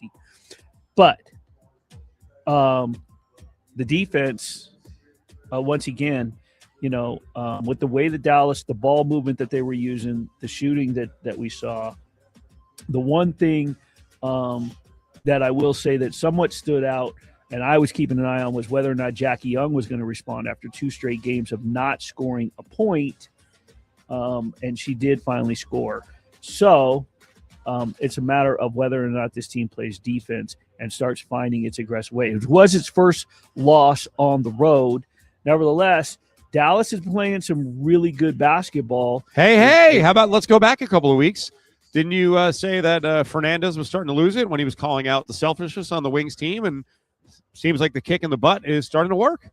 Well, he called out that he said selfishness, but when he said that, I specifically identified the person he was talking about. He was talking about Maddie Siegrist. Right. So, but they have won 4 of the last 5 now. They beat Washington. They've gone on the road and won 2 out of 3. The one loss was at Atlanta, which came into the week, atop everybody's power rankings, and now they've knocked out Vegas. They got Seattle up next before they hit the road to play LA and Minnesota. So I think that they're going to, they're probably going to beat Seattle because Seattle's got some growing pains right now. But as for the Aces, they've got some answers that they have to, and you don't want to make excuses and make it seem like, well, they've got a new roster and they've got to do this, but it's something where, hey, you brought these players in and now they somewhat, you had your core from last year, but they do have some new players that are key roles on the team that Becky Hammond's going to have to sort of step up and get everybody on the same page, because you just allowed the Sparks to come to Vegas and score 101 points. There are 2 home games. They've allowed 99 at T-Mobile and 101 at Michelob Ultra. Now they let Dallas put a 95 spot on. And you know what? When they went to Connecticut and played back-to-back games, they won both of them, but they also let the Sun, a really bad Sun team, put 94 points on the board. So as we're starting this season, 7 games in, 4-3, once again, the biggest question is, and Becky said this, and we all thought maybe she was throwing a smoke screen up at training camp right before the opener, was about the defense. She was like, well, we'll see. I'm not so sure yet, just because we saw it. And she mentioned about the preseason games. And all of us were even saying, well, it's only preseason. You're not really playing. She said, hey, it's a concern as to what I was watching in those preseason games. So it is something to keep an eye on, because they have a couple of tough games left on this road trip. Top story. Number 1. Well, the story on social media became Becky Hammond's reaction after the game. When I first saw this, I was like, I think this is fake, but watching it a couple times, were you on the post-game presser? Yeah. Okay. So you can attest to the fact that I was watching it, and I was typing as fast as I could to get the quote out. So you can attest to the fact that this happened. She was really mad after the game, and she had some complaints about her players, but she went after the officials. The other thing, Asia Wilson shoots 1 free throw, Kennedy Carter 0, Jackie Young 0. I'm tired of that bullshit. I'm not saying they didn't earn their 22 down there, but when Walker Ware shoots more free throws than Asia Wilson and Jackie Young and Kennedy Carter all combined, that's a problem. And we're not getting the same whistle. All right, give me my fine. Whoa. I have questions. Becky! Come back! She did the walkout. She did. And there were follow-up questions, but she walked out. We'll address that in a second. Pretty early to be going off on the officials, but 7 games in, she chose to do so. Do you agree with her when you watched the game? Did you think that Kennedy Carter, Jackie Young, and Asia Wilson deserved more than basically no free throws? Unfortunately, Steve, that game started during the show, and by the time I got home, it was into the fourth quarter, and I caught the end of it. So have they been shorted on free throws in general this year? I don't know about this year, but we have heard about Asia, where she's at the rim, she's getting beat up, she's getting hammered. She had 1 attempt last night. That is a little, altogether they had 12 shots. Kennedy Carter played 19 minutes. She had 0. Jewel Lloyd played 27 minutes. She shot 2 free throws. So Jackie Young, 33 minutes. She didn't go to the free throw line once. And Asia Wilson, 1 attempt. So you'd have to think, with as aggressive as they play, and being an offensive team, that there would be more. Seemed like there was a lack of physicality last night. Is it normal for Jessica Shepard to go out and grab 20 rebounds? Asia Wilson had just 7. Aces got out rebounded by the Dallas Wings. Well, you sort of brought it up. They have been called out by their coach, and they have been playing better. So what I would say is what I would look at is what Dallas does normally as far as personal fouls. They do get called. They're the 3rd best team in terms of the 3rd fewest fouls per game, 19.1. Second, the Las Vegas Aces. So the Aces get called for fouls 18 usually per game. The Dallas Wings 19.1. They obviously didn't come close to that last night, but you move on. She'll get her fine, and you know what? They're going to play a very aggressive, defensive, physical team in San Francisco when they meet Golden State tomorrow. So will her words, resonate to the league and the referees, or will it work against her? Did you get all your questions in the postgame?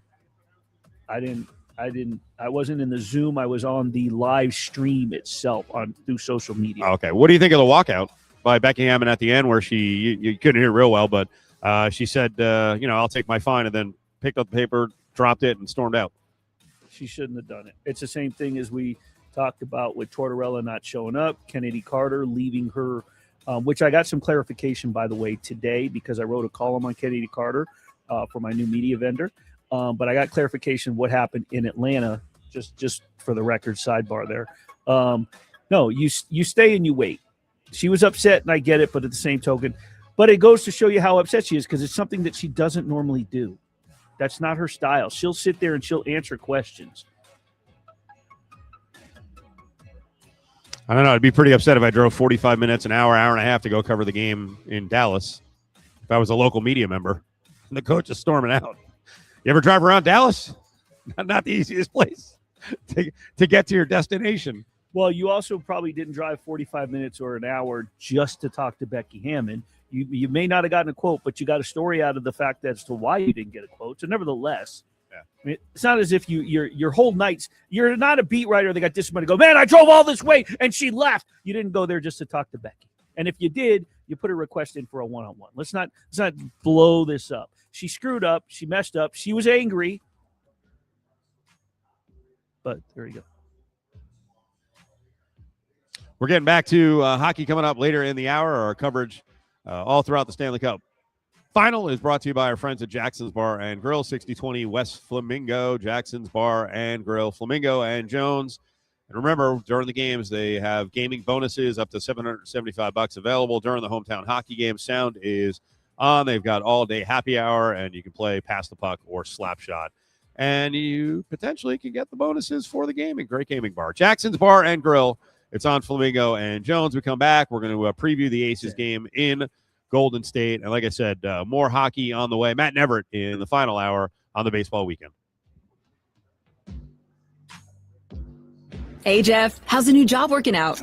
Really sucks. Terrible boss, and the paycheck is even worse. I gotta get a new job. Truck you. Wait, what? Truck you. You don't have to curse at me. Dude, you should check out Truck You CDL training. My brother got his CDL license in 4 weeks, and now he has a new career making great money. Okay, I'm listening. Truck You offers small classes with night and weekend times available. They will even help with payment programs. Check them out. Truck, the letter U, LV.com. Truck You.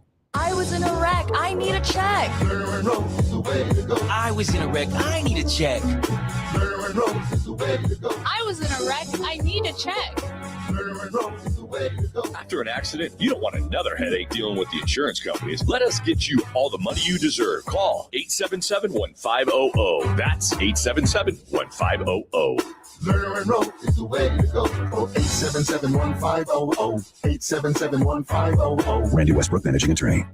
Vegas is coming for the Cup, and locals know that the best bet for the home team to win it all is with Boomers Sportsbook. Boomers is the only place to get the Vegas first period bonus, and it's been cashing. Just bet 20 or more on the Vegas money line, and win or lose, if Vegas scores in the first period of that game, you'll get $10 in bonus bets. That's just one of Boomers' playoff promotions. Download the Boomers app and activate it in 2 minutes at any Boomers Sportsbook in Nevada. Plus, you can fund your existing Boomers account at any Village pub. Must be 21 or older. Terms and conditions available at betwithboomer.com. Please bet responsibly. Wesley Financial Group is not a law firm, and Chuck McDowell definitely not an attorney. This is Chuck. If someone talked you into buying something really silly and you want to get out of that silly little thing, my advice, get the facts. Call me and I'll send you our timeshare exit kit absolutely free. Inside, you'll learn how timeshare works and all your options for cancellation. Call Wesley now for your free exit information kit. 800-791-0000. That's 800-791-0000. There are 6 things that must be exactly perfect for your air conditioner to use less energy and last longer. If even one isn't perfect, your system works harder and wears out quicker. For just $129, Gettle will give your system a rejuvenation. We'll test and adjust all 6 things and clean the outdoor coils the right way, not the easy way. Those coils get hot,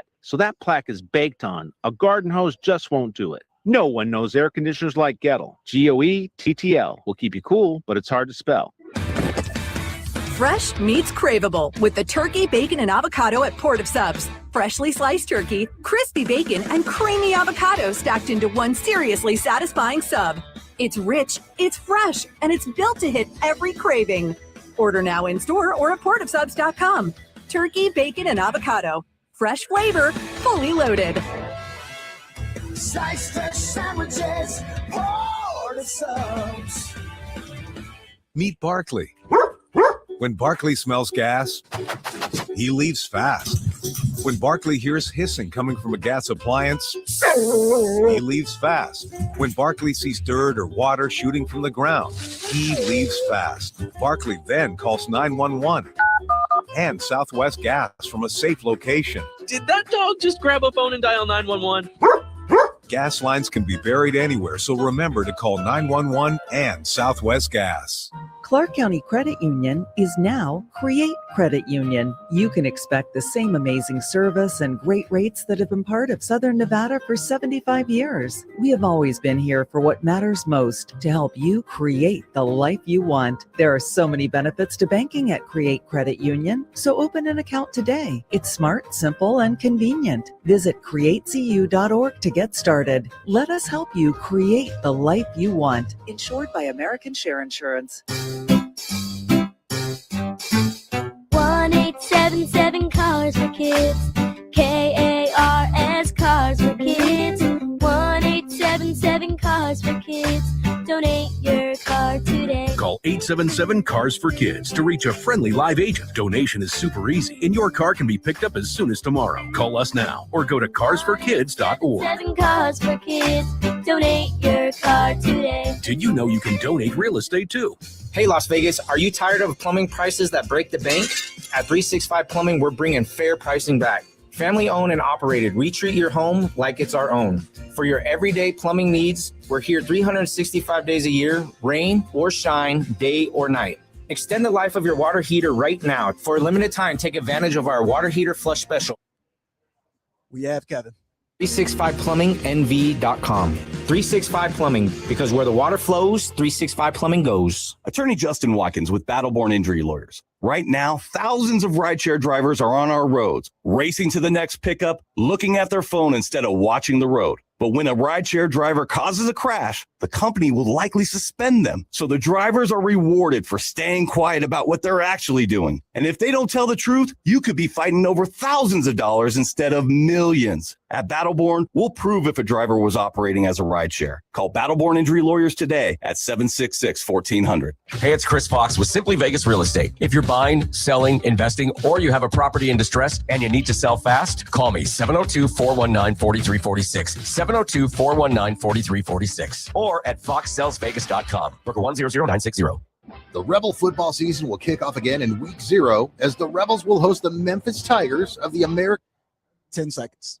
Allegiant Stadium. We'll have all your Rebel football games on ESPN Las Vegas, 1100 AM and 100.9 FM.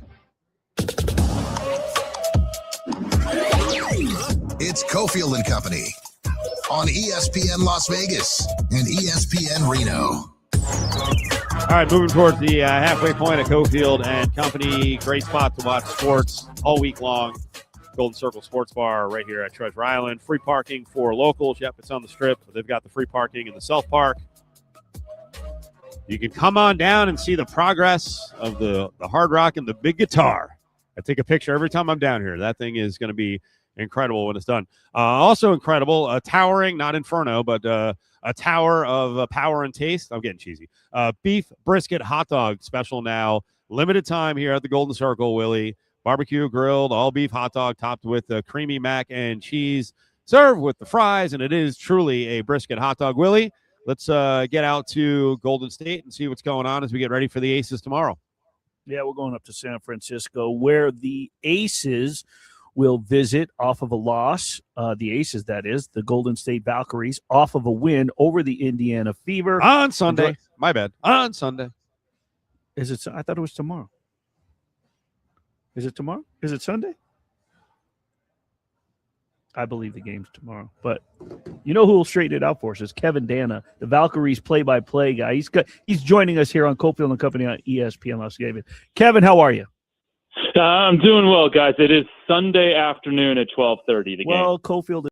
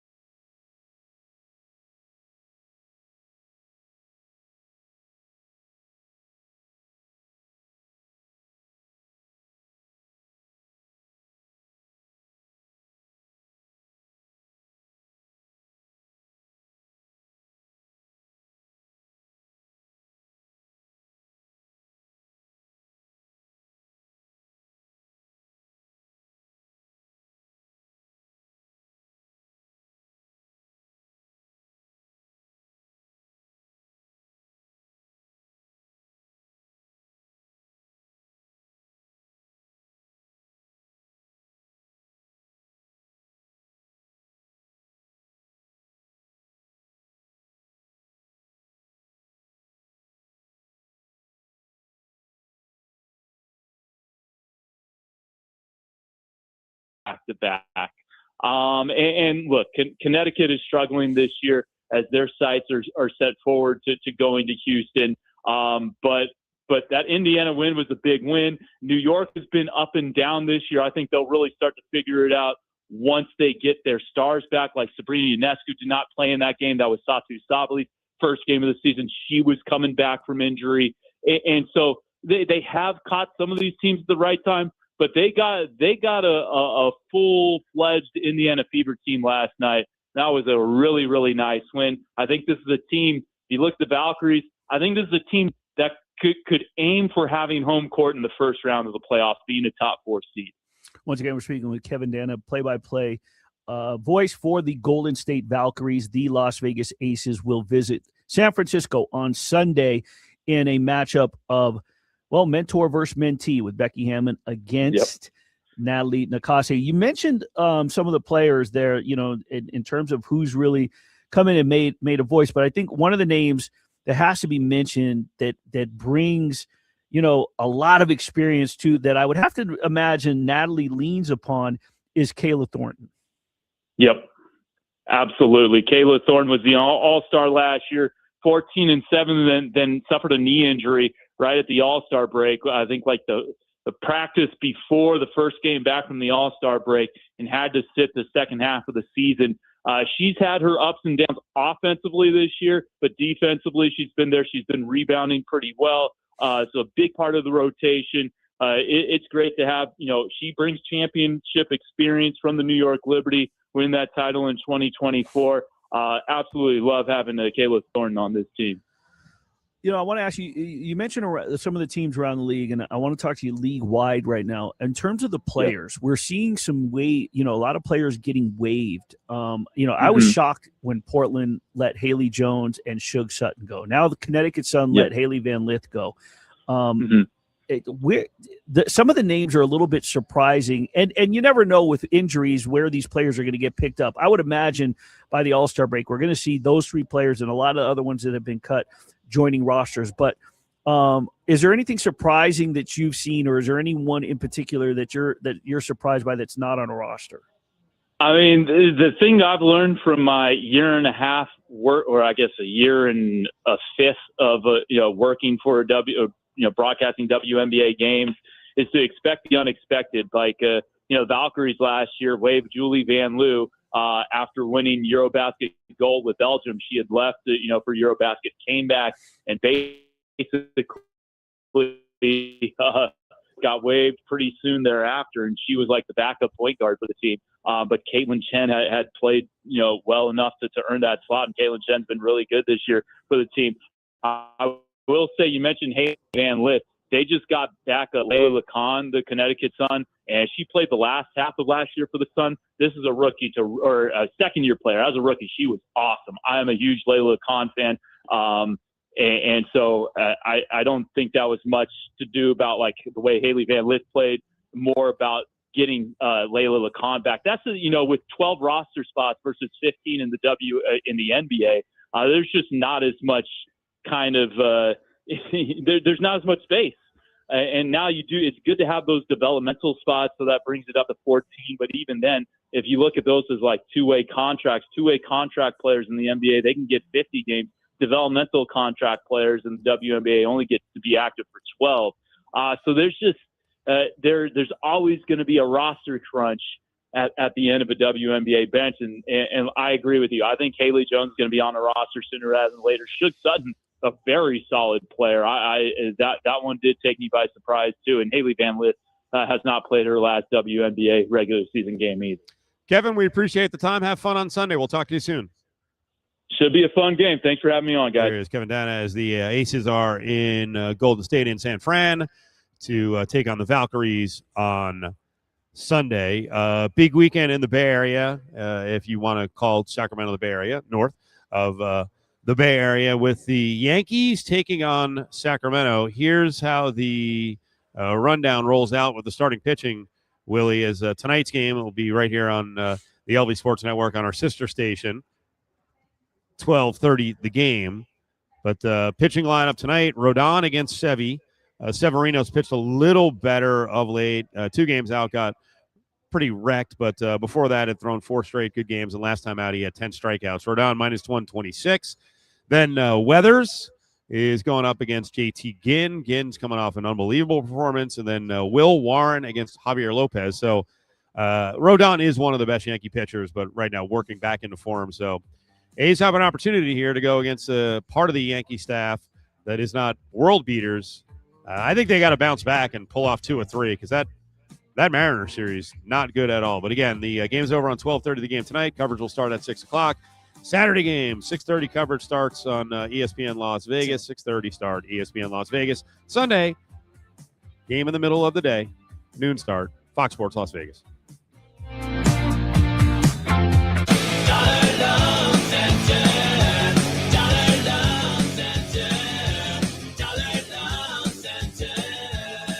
We're here with Chuck, founder of Dollar Loan Center. Chuck, what happens if someone applied before and was denied? Craig, I love this question, and the answer is simple. If you were denied in the past and still looking for a loan, before you go somewhere else and pay way too much, give us another shot. Everyone's situation changes. You may have a cosigner, a new job, a raise, who knows, but we're going to try to help. I'm telling you, it seems like my credit score goes up and down each month. Great point. We don't use a traditional credit score at the DLC, and you don't need great credit or collateral. We can also help you consolidate those expensive payday and title loans because we lend way more and charge way less. Dollar Loan Center loves Nevada and lends up to $5,000 in minutes. Stop by a nearby location, apply over the phone, or online at don'tbebroke.com.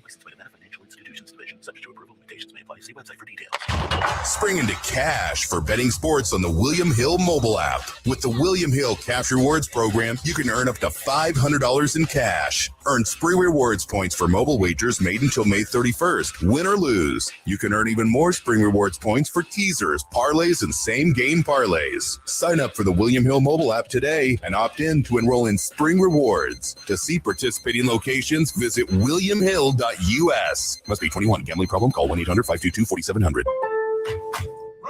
You've got better things to do this summer than deal with old appliances. That's why right now at Lowe's, you can still get in on Memorial Day savings and get up to 45% off select major appliances. Plus, get up to an additional 25% off when you bundle select major appliances. It's time to upgrade what's outdated.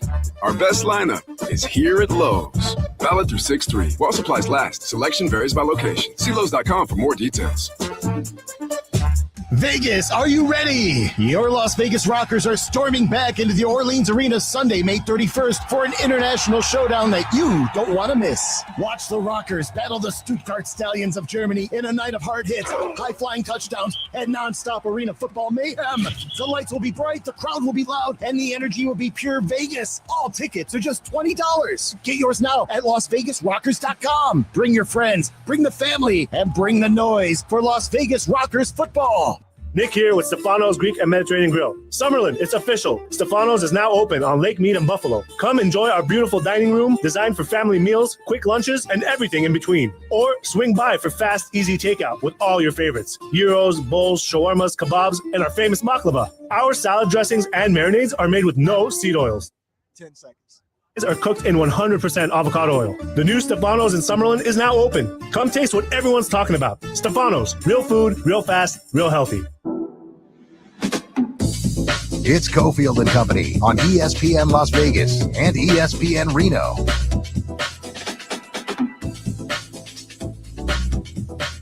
Willie, Cofield, James is in our Finley Touch Studios. Cofield and Company on ESPN Reno and ESPN Las Vegas. Some college football notes to get to, Willie.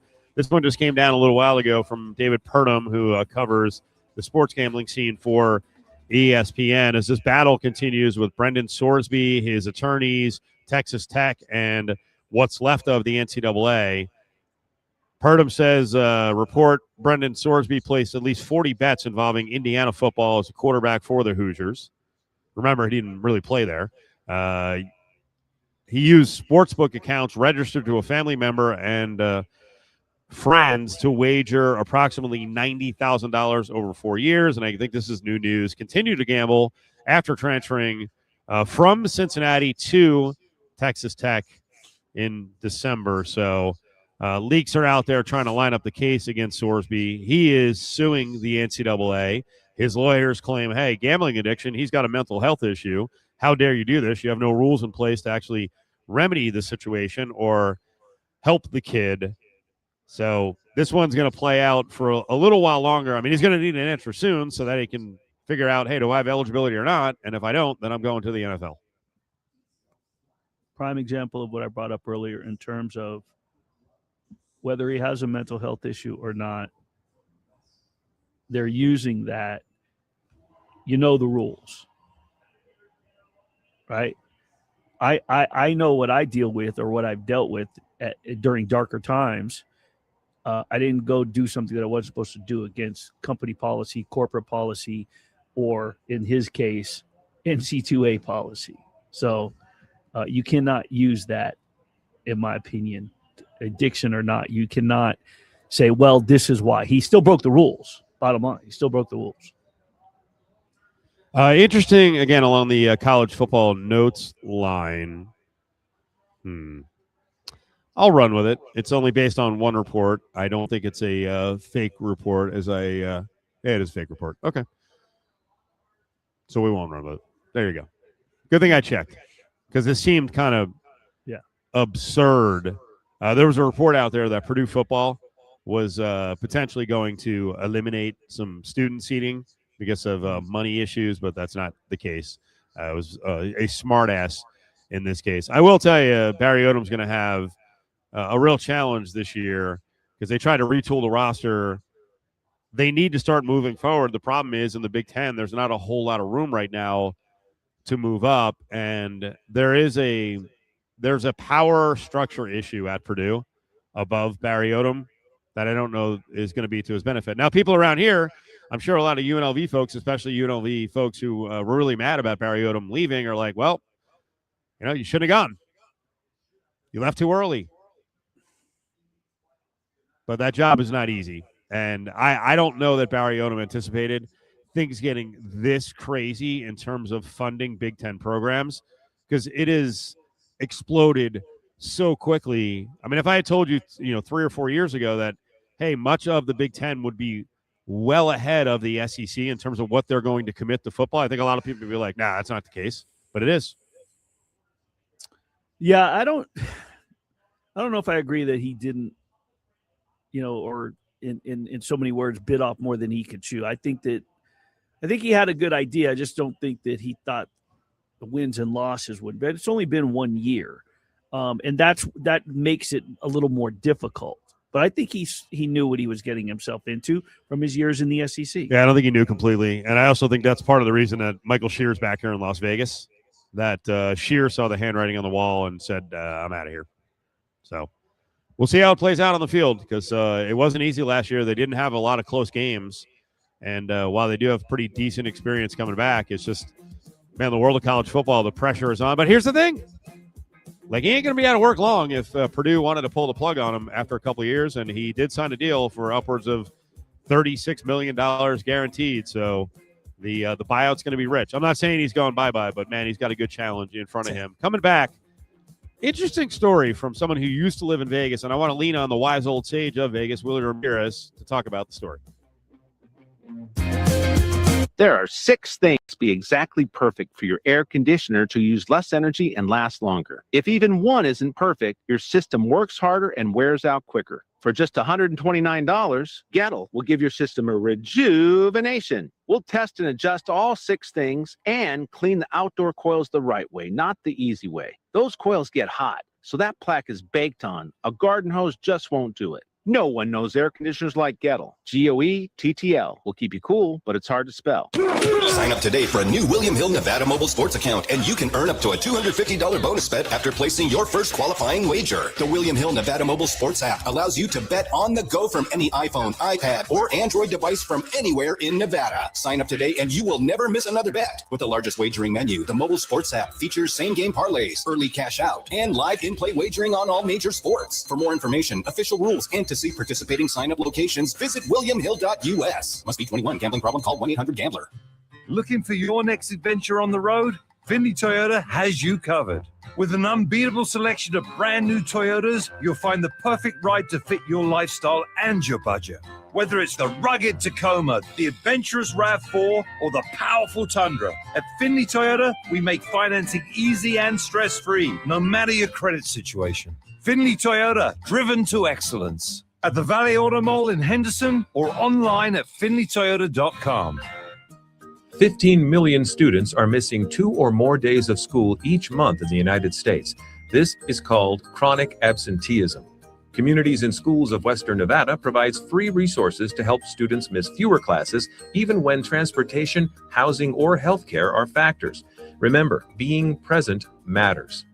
This message is sponsored by a partnership with Strengthen Our Community and Communities in Schools, aired in cooperation with the Nevada Broadcasters Association and this station. If it's for the truck, give us a call. We've got it. For the Truck is your premier truck shop. Our suspension experts will take your ride to the next level. Steps, wheels, bumpers, suspensions, tires, covers, accessories, liners, lifts installed. For the Truck has it all. Specializing in precision suspension tuning for sports cars, SUVs, and of course trucks. From high-end alignments to full suspension upgrades, we have everything you need. If it's for the truck, give us a call. We've got it. Call 702-840-4400.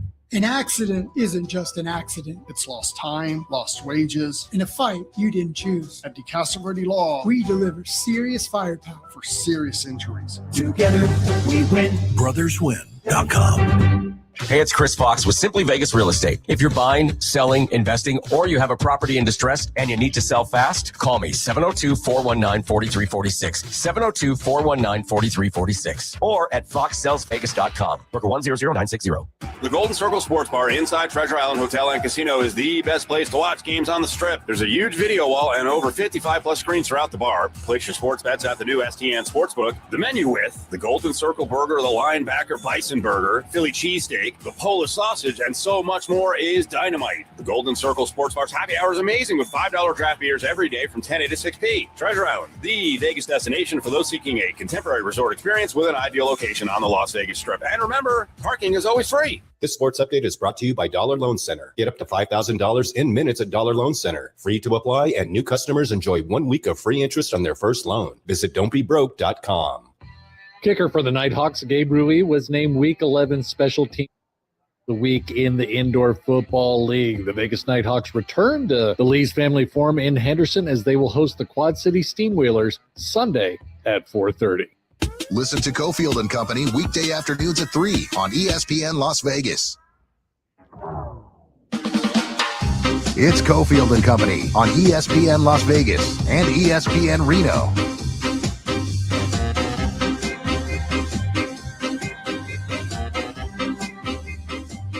CNC rolling towards the 5 o'clock hour. Matt Nevert, voice of baseball in Las Vegas, up at 5:05 about the A's baseball weekend. What's going on with the Aviators this last homestand? What's coming up the next homestand? Their road trip to Tacoma. Willie, I saw a story put out there by one of the big radio hosts on our networks, Colin Cowherd.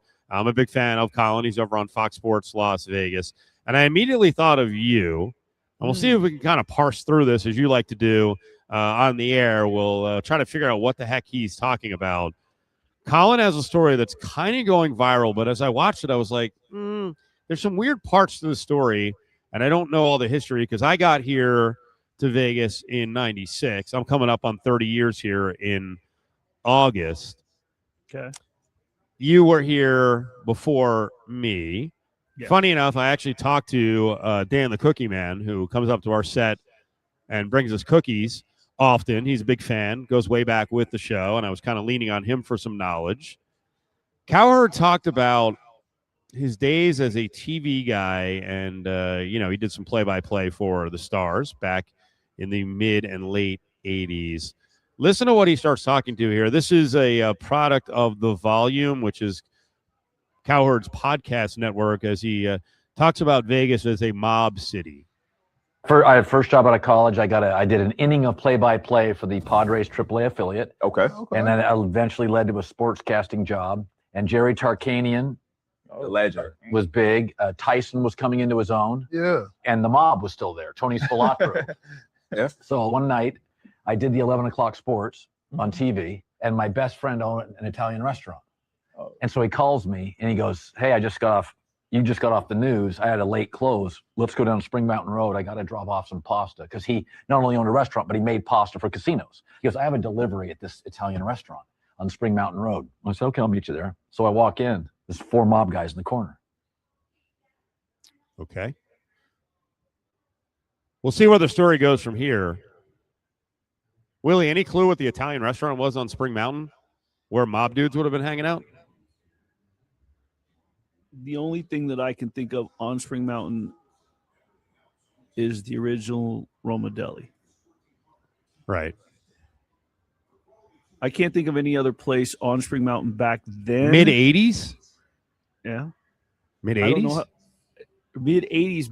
Back then in Spring Mountain, when you hit Decatur and went up that hill, the where the gas company is, on the right-hand side, there was a plaza, and the only thing there at the time was the Cafe House, which I think is still there. Right. There was no Chinatown.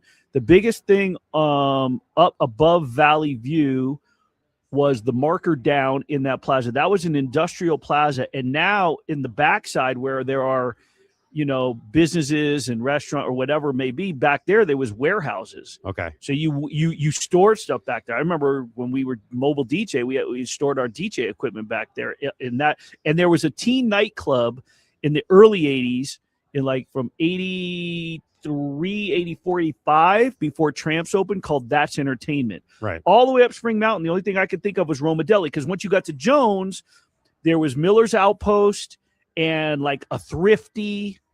Remember Thrifty, the store? And there was a Taco Bell on that plaza. And then you got to Rainbow, and there was a Kmart. So Yeah. I can't think of an old. So school do us a Italian- favor. Tweet, if you're listening now, tweet us the restaurant that Cowherd might be talking about. I have a feeling he's on the wrong street. So that's Me the first too. thing. You know what I'm That's the thinking? first thing. what I'm Let's thinking. hold the thought. Okay. Let's play part 2 of the story here. So he walks into an Italian restaurant. There's 4 mob guys in the corner. By the way, you can, just so you know, he's doing this podcast with a bunch of dudes who appear to be 25 to 35. So they don't know Vegas, and they didn't even react when he mentioned Anthony Spilotro. Keep going. So at the time, mob was covered by the local news. What? Are you serious? No, and Vegas had a What guy. year was this? I was in Vegas late 80s, early 90s. That was when the Rebels were great, Larry Johnson. Okay. So I go to this restaurant, and there was a reporter years ago, you could look it up, named Ned Day. He was a mob reporter. He was from Milwaukee, which was a mob town at one point. Yes. So I go to eat dinner at this restaurant, and I look over, and there's the Joe Pesci character. Okay, but not Joe Pesci, the real mobster. Yeah. So I look over in the corner, and I'm like, oh, wait a minute. He thinks I'm a news reporter.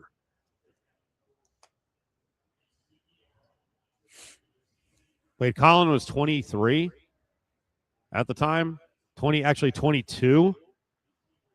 And is he saying that Anthony Spilotro thought he was Ned Day? Yeah, I'm lost on that translation. And wouldn't Colin be known well enough doing TV sports that Anthony Spilotro and the mobsters would know that he does sports? Yeah, can we run that back one more time? I need to hear that one more time. That second, run that again. So at the time, mob was covered by the local news. What? Are you serious? No, and Vegas had a What guy. year was this? I was in Vegas late 80s, early 90s. That was when the Rebels were great, Larry Johnson. Okay. So I go to this restaurant, and there was a reporter years ago, you could look it up, named Ned Day. He was a mob reporter. He was from Milwaukee, which was a mob town at one point. Yes. So I go to eat dinner at this restaurant, and I look over, and there's the Joe Pesci character. Okay, but not Joe Pesci, the real mobster. Yeah. So I look over in the corner, and I'm like, oh, wait a minute. He thinks I'm a news reporter. Okay. Yeah, no, I don't. He's trying to be Willie's impressionable. He's trying to be impressionable to these young cats because, first of all, he was way too young in his career, number one. Number two, if he was already from the one inning of play-by-play at Cashman Field to sports, if they scoured the news. Second of all, Ned Day was a columnist. He wasn't on TV. And it was covered because it was prominent in town. If it was prominent, if the mob ties were still prominent in Las Vegas now, organized crime, it would be covered still to this day. He's making it sound like it's a big deal that it was covered. The mob was covered in every city that it had. I mean, you're telling me that the Chicago Tribune or the New York Post, they didn't have mob stories. New York, they did. Of course. show. They did. They did. Yeah, so- Okay. Let's here's the crescendo of the story. So I'm like, I'm not going to the bathroom. So I sat there. We sat there drinking wine for 2 hours. I wouldn't pee because I'm like, I'm not going to the bathroom and walk past because all the mob guys were staring at me. And I'm thinking, they think I'm a mob reporter. You couldn't take your eyes off them. They looked like mobsters. They were all like this tall and thick. And so I walked out of the restaurant, and a couple months later, Tony Spilatro, you saw it in the movie Casino, got whacked in a cornfield in Indiana. That's crazy. Wait, what? He did. He did. So, listen, I don't want to question the validity of the story, but by the timeline, if I'm thinking off the top of my head, I think Spilatro died on June 14th, 1986. Just random knowledge. I don't know if that's the exact date, but I know he died in June of 86. So this would have been, he said 3 months later. So this would have been in like April or whatever, March of 86. After he did one inning of baseball. I feel like there's a timeline issue here. And I don't know that mob guys would be staring down anyone to the point where you're like, I'm not going to the bathroom. He's now mixing The Godfather and hiding a gun behind the toilet. Yeah. What's the restaurant you think what's the restaurant you think he meant? I think he could have meant the Venetian. Yes. But I don't 100%. know, and that's on Sahara. But I don't know the Italian restaurants that were on what was a very limited west side of Vegas. And I mean, I put it out on Twitter, so please answer my tweet. When you watch the video, I would think there'd be 2 or 3 joints that Spilatro hung out at. Obviously, they featured one of them in the movie Casino, but like, were there spots on the west side that he hung out at? No, Venetian would have been the spot because basically, if you've been to Herbs and Rye, that's the old Venetian. And at the end of the bar, there's booths on the right-hand side. You got the bar that runs all the way down, and then you got the bathroom. So he would have been worried about walking the length of that past them, number one. Number two, that wasn't happening. Nobody was doing anything in public. It just wasn't happening. They hung out. You know, the Venetian was known as a hangout. Obviously, Piero's was known as a hangout. Nightclubs, they hung out at Jubilation. We know that. After Spilatro died, was killed, one of his associates, I know one of his associates personally, and he used to hang out, but he was like a friendly, lovable guy. He wasn't like this heavy, it just wasn't like he's making it. You're right. He's making it sound cinematic, and I think I don't doubt the validity in terms of like he may have been in the same establishment, he may have been this. I just think that he's blowing this up like he would have been some target. But the thing is, they're not. Those guys weren't stupid. They were running the town. They knew who their targets were. If you were in the media, and really their only enemy in the media was Ned Day, who mysteriously died when he was sent on vacation in an accidental drowning. So. I don't think that anybody had a hit out on Colin Cowherd. I will tell you who right now is rolling over in his grave, or he will when he sees this story. I know who you're going to say. Well, it's not. I don't think it is. It's JT, because JT the Brick subtweets about Colin all the time. He can't stand Colin, and this is kind of like the red meat for JT. If he latched onto this to go, Colin, come on. You know who I thought you were going to say? Because No. you said rolling in his grave. Yeah, well, I use rolling in his grave for a lot of people who are alive. I thought you were going to say smoking Dave Koken. Oh man, I don't know what Koken would have said. He on would this have one. eaten this story up, and he would have said the exact same thing. He's like, there's no way. Those guys weren't. They were violent characters, yes, but they weren't like that in public, and they certainly didn't care about sports guys. And that doesn't happen like that. Yeah. It didn't happen like that. So I'm gonna tell you. I've never told the story on there. So since Colin is telling he's telling his tales about Vegas, I got here in August of '96, and less than a month later, I happened to be on the roads after producing a show at the MGM Grand, and I turned on a Koval or off a Koval on the Flamingo, and these guys pulled up and pointed a gun at me, and they almost shot me. And then I drove away. Toward Las Vegas Boulevard or toward I drove away. I was going east. I drove away, and then I found out a couple hours later that Tupac got shot. I think I might have been the original target of the hit. What, are you questioning the validity of my story? No. No, I wasn't on the roads. I was at the MGM that night, and I did hear champagne corks popping. But I was at the MGM that night that the stuff was going down with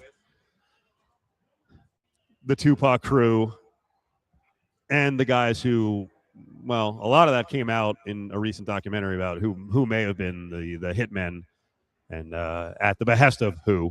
But anyway, no, I made that whole thing up. I was in Vegas, but I was not part of the Tupac night in that regard.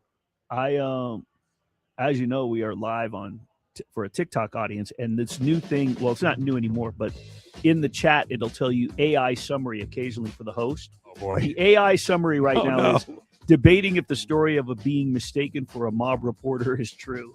Oh, okay. I thought, please don't pick up on, I was completely making that up about Tupac, rest in peace, but all that stuff. But 10 seconds.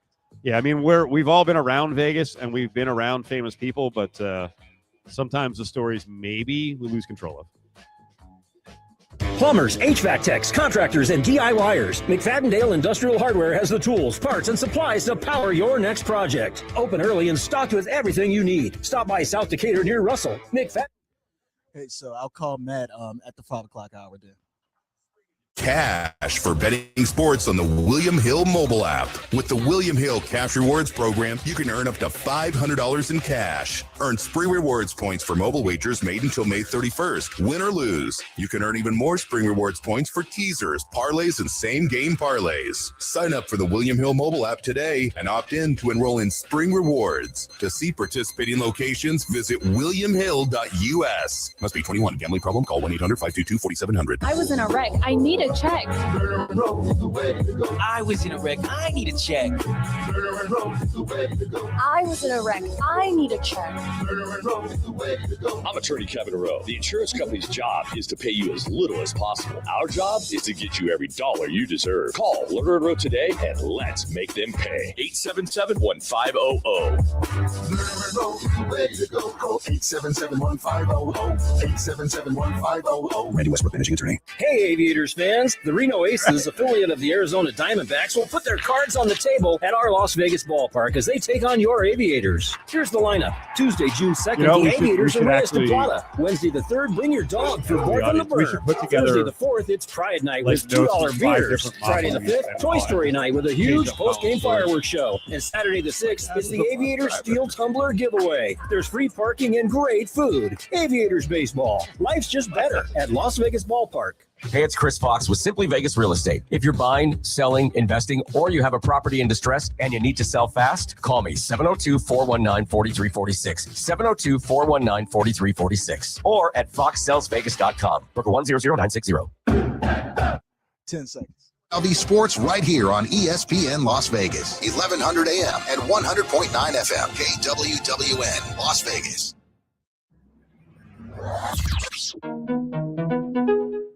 It's Cofield and Company on ESPN Las Vegas. It's Friday. I'll call Matt right after this.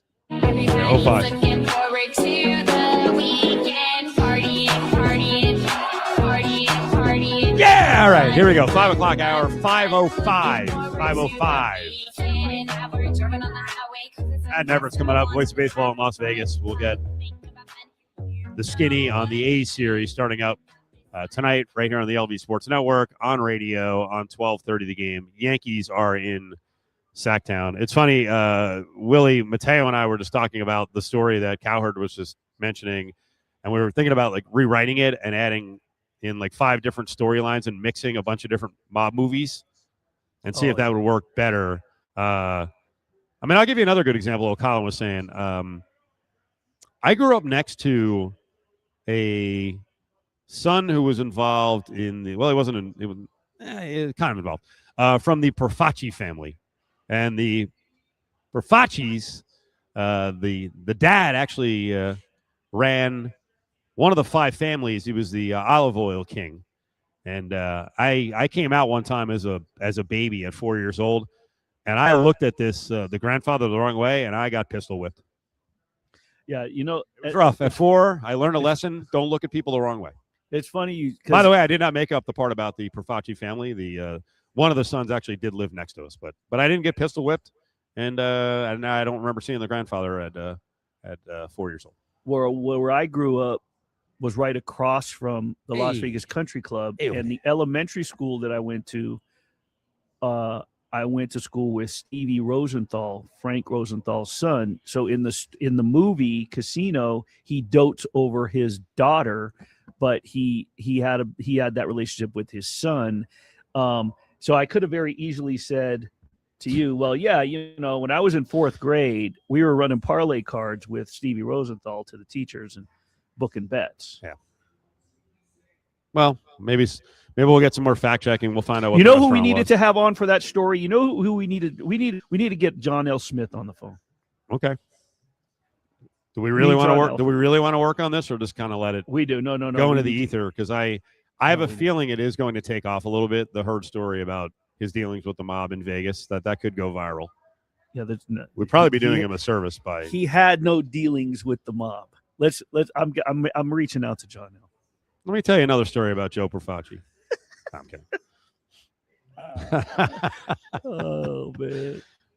By the way, I thought that was exclusively a Northeast thing, because everyone in New Jersey is like, "Hey, I grew up next to so and so, or this person, or that person. Someone got whacked," and you're like, "No, you didn't. They don't know who you are. They didn't know who you are." Stop. I have an absolutely hilarious. You have good story. You frequented bars where, yes, some people were around. No, but I have. But it doesn't mean that you got involved in any kind of story. No, absolutely. By the way, when did you remind people again? When did you get here? 72. Okay, 72. You moved away for a while, though, right?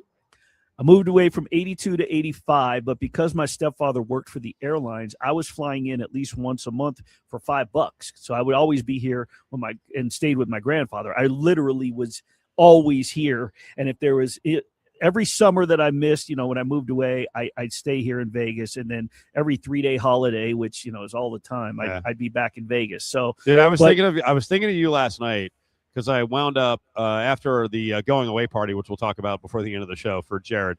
I wound up in Hendo, had a little late night dinner, and then I decided to take the scenic route down the hill.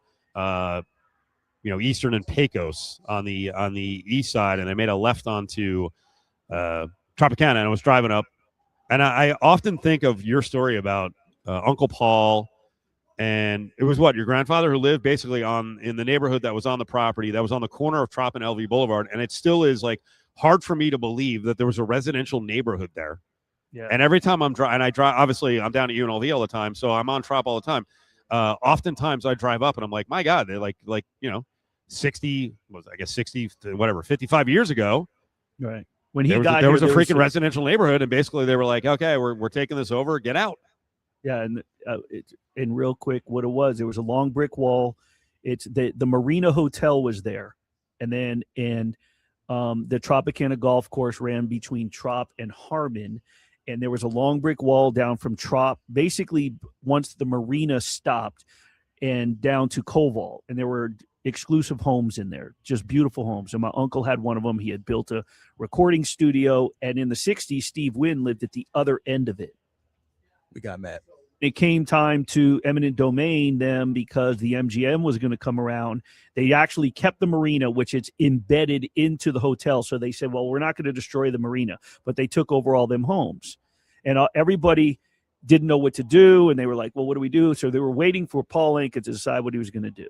And my uncle was holding out. They thought he was holding out for more money because he had built the recording studio, and it was his home in his name.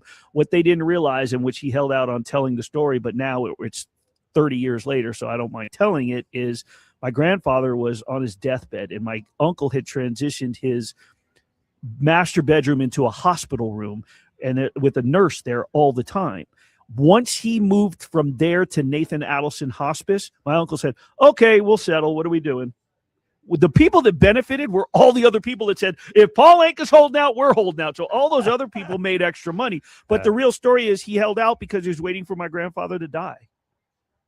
All right, not something to laugh at, but it's not always, something to laugh at. But in reality, it is kind of humorous that it's not. You know, crazy times, man. He was waiting for him to go to Nathan Adelson Hospice, and once he went to there, he said, "Okay, let's sell." And now that's with a baseball stadium there. That's going to be one of the craziest corners in the world.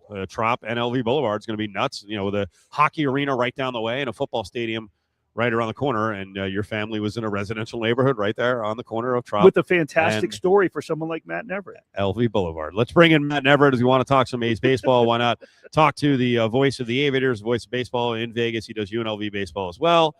Matrick, how are you, buddy? What's going on? I don't know if I can follow up a story like that. I don't have necessarily the family history that you guys do in Vegas, but hey, good to be on with you guys here on a Friday. How was your golf today? We were just talking about the Tropicana golf course. I don't even know if you can play golf. We hang out a lot on the road. I talk to you a lot. Someone mistook you for my son, which I think you were disappointed with your looks versus mine. But I don't know that we've talked about your golf game. Are you decent? Decent, yeah. I'd say decent enough. I mean, I play enough where I probably should be a little bit better, but you know, I'm not a 20 handicapper. I'm not out here hacking it around. There you go. I am when I play. Okay, let's talk about what just happened with the A's in this series against Mariners. I think that was a real wake-up call. Listen, they lost the series 22-4, and the bats didn't get going. The pitching wasn't very good, and for that reason, I think this Yankee series is meaningful. You've got them at home. Yankees are good. Are they great? Not yet, because their pitching is coming back now. And tonight you get Rodon against Sevy, who's actually pitched well, but is Severino going to deliver in Sacramento? Yeah, that really is the big question. I mean, you remember last year we had an ERA of 6 at home and an ERA of just about 3 on the road, so literally twice as bad on the road versus at home with Severino last year. The splits, if you look at them, aren't as drastic this year, but there definitely is a separation between his starts in Sacramento versus literally everywhere else in the league. And I think you mentioned it. It is a wake-up call against a Mariners team that hasn't necessarily even kind of hit their peak as far as what we saw last year.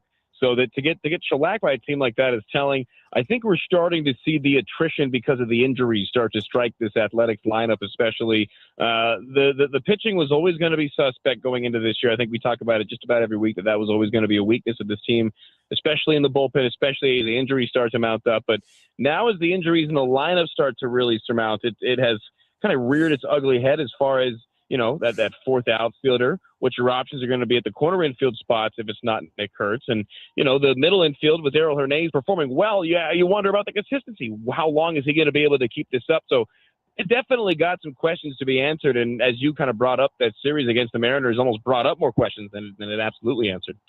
All right, other pitchers in the series, though. JT Ginn has been throwing well, and then Lopez has kind of been a mixed bag.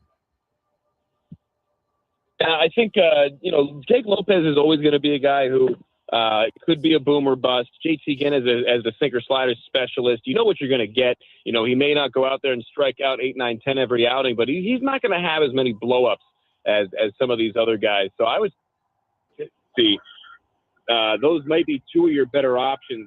But, yeah, everywhere else has really struggled in terms of the consistency. And I think that's going to be a big one that's answered at the trading deadline, especially for this ball club. Matt, what did you see from Gage Jump before the jump? And we can talk about his first start in a second. But what did you see from Gage Jump, especially the last couple of weeks, that has you confident? Or tell me, are you confident that this will be it? Gage Jump is in the majors for good. I mean, you never want to say a guy's in the majors for good, especially someone who's 23 years old and especially a guy who rocketed through the organization like Jump did. When he's at his best, he is a major league arm every day of the week. He has electric stuff from the left side, kind of a weird, funky delivery. And what he does better than just about any other prospect in baseball is he tunnels his pitches especially well. I mean, he'll throw 5 or 6 years in baseball with some of the best stuff. Now, the issue for him has been efficiency and consistency. I mean, there was a time early in the year where it felt like every at-bat for him might as well have started 1-0, if not 2-1, because he was going deep into just about every at-bat. Once he started getting a lot more ground outs and a lot more weak contact and deuce, then he became a better pitcher, which is funny because he's known as a strikeout artist, and that's what he is when he's at his best. But for a guy like him who, you really want to see him go 5, go 6, go 7 innings more often than not. You're going to need to see a lot more weak contact and a lot more pitch-to-contact stuff, which isn't necessarily his game. But I think in terms of what's going to keep him at the major league level for this entire season and the rest of his career, I think you're going to need to see more of that ground ball, weak contact kind of pitching. Gage Jump is slated to go on Tuesday in Chicago against the Cubs, which if you said that about 2 weeks ago, you'd be like, oh, man, that's going to be trouble. But the Cubs have not played good baseball of late. I want to go back to the 2024 draft to talk about just how effective you can be if you're nailing guys at the top of the draft. So Nick Kurtz was the 4th pick in that draft. Jump was 73rd. In between was Tommy Tanks. I want you to talk about what he's been doing lately. And then JKG, who as of a couple of days ago in AAA was hitting 407 with 10 ribs. Let's talk about Tommy Tanks, first of all, because he's starting to really put it together at AAA. Yeah, Tommy White, 4-hit game last night, really a big breakout party on the road. He's one of those guys where, he's got as much home run pop and as much home run potential and power potential as anybody in baseball, and that's what he was known for.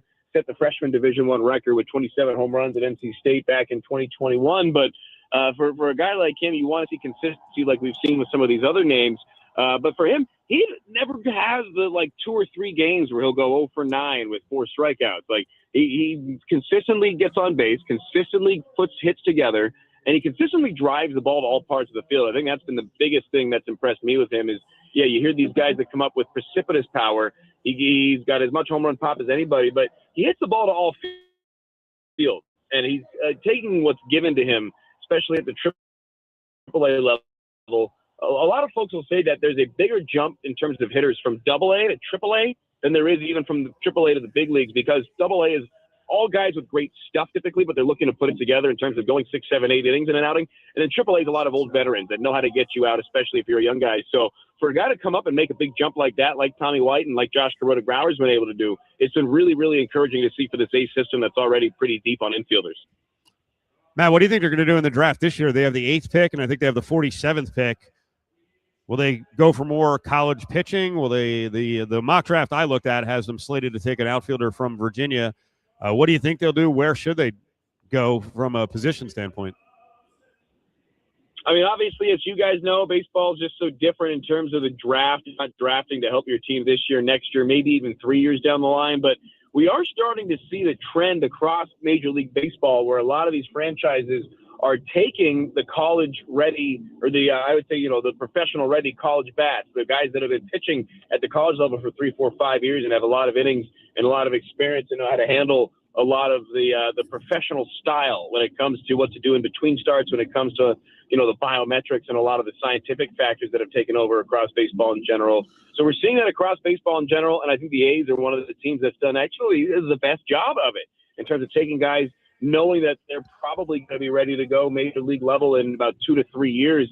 And we've seen it come to fruition. I think that 2024 draft, kind of a microcosm of as far as what's been going on across Major League Baseball, with a lot of franchises kind of taking that same approach. Matt Nevert's with us, voice of baseball in Las Vegas. Aviators are on the road. We'll talk about the series coming up next week. There was a good story on ESPN, and I feel like we jinxed it by talking about it too much, but there was a good story about the MVP and Cy Young at the 3rd poll.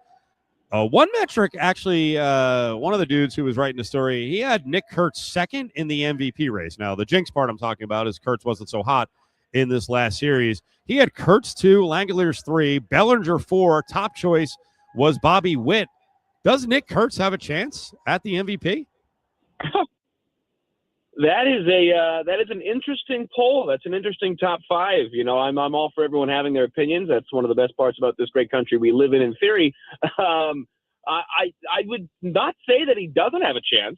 It's going to have to take a really good second half because, as we know, the MVP is as much a team award as it is an individual award in a lot of years. It's tough to tell an MVP on a bad team since Mike Trout or Shohei Ohtani back in the day. It's wide open, especially the Cy Young. I mean, this year has been a lot of parity in terms of the top arms, in terms of the top talent across Major League Baseball. And that poll to me sounds like a guy who's picking those top 5 or so on most deserving, which it should be. Most valuable player award across all sports is something that gets talked about every year. In terms of the value to their team, those are some of the most valuable guys for sure. You take Langoliers and Kurtz off of this A's team, and they really don't have a ton of pop. So I don't necessarily disagree with this guy if that is his thinking. I don't know if Nick Kurtz is my second AL MVP vote right now if the season was coming to a close. Well, this ESPN story was using something called AXE, A-X-E, which I looked up. Frankly, I don't know anything about it, or I know very little about it. It was talking about a mix of WAR and some other factors. But, yeah, again, he had Bobby Witt 1. He had Aaron Judge down at 6. He had Miguel Vargas from the White Sox in the running.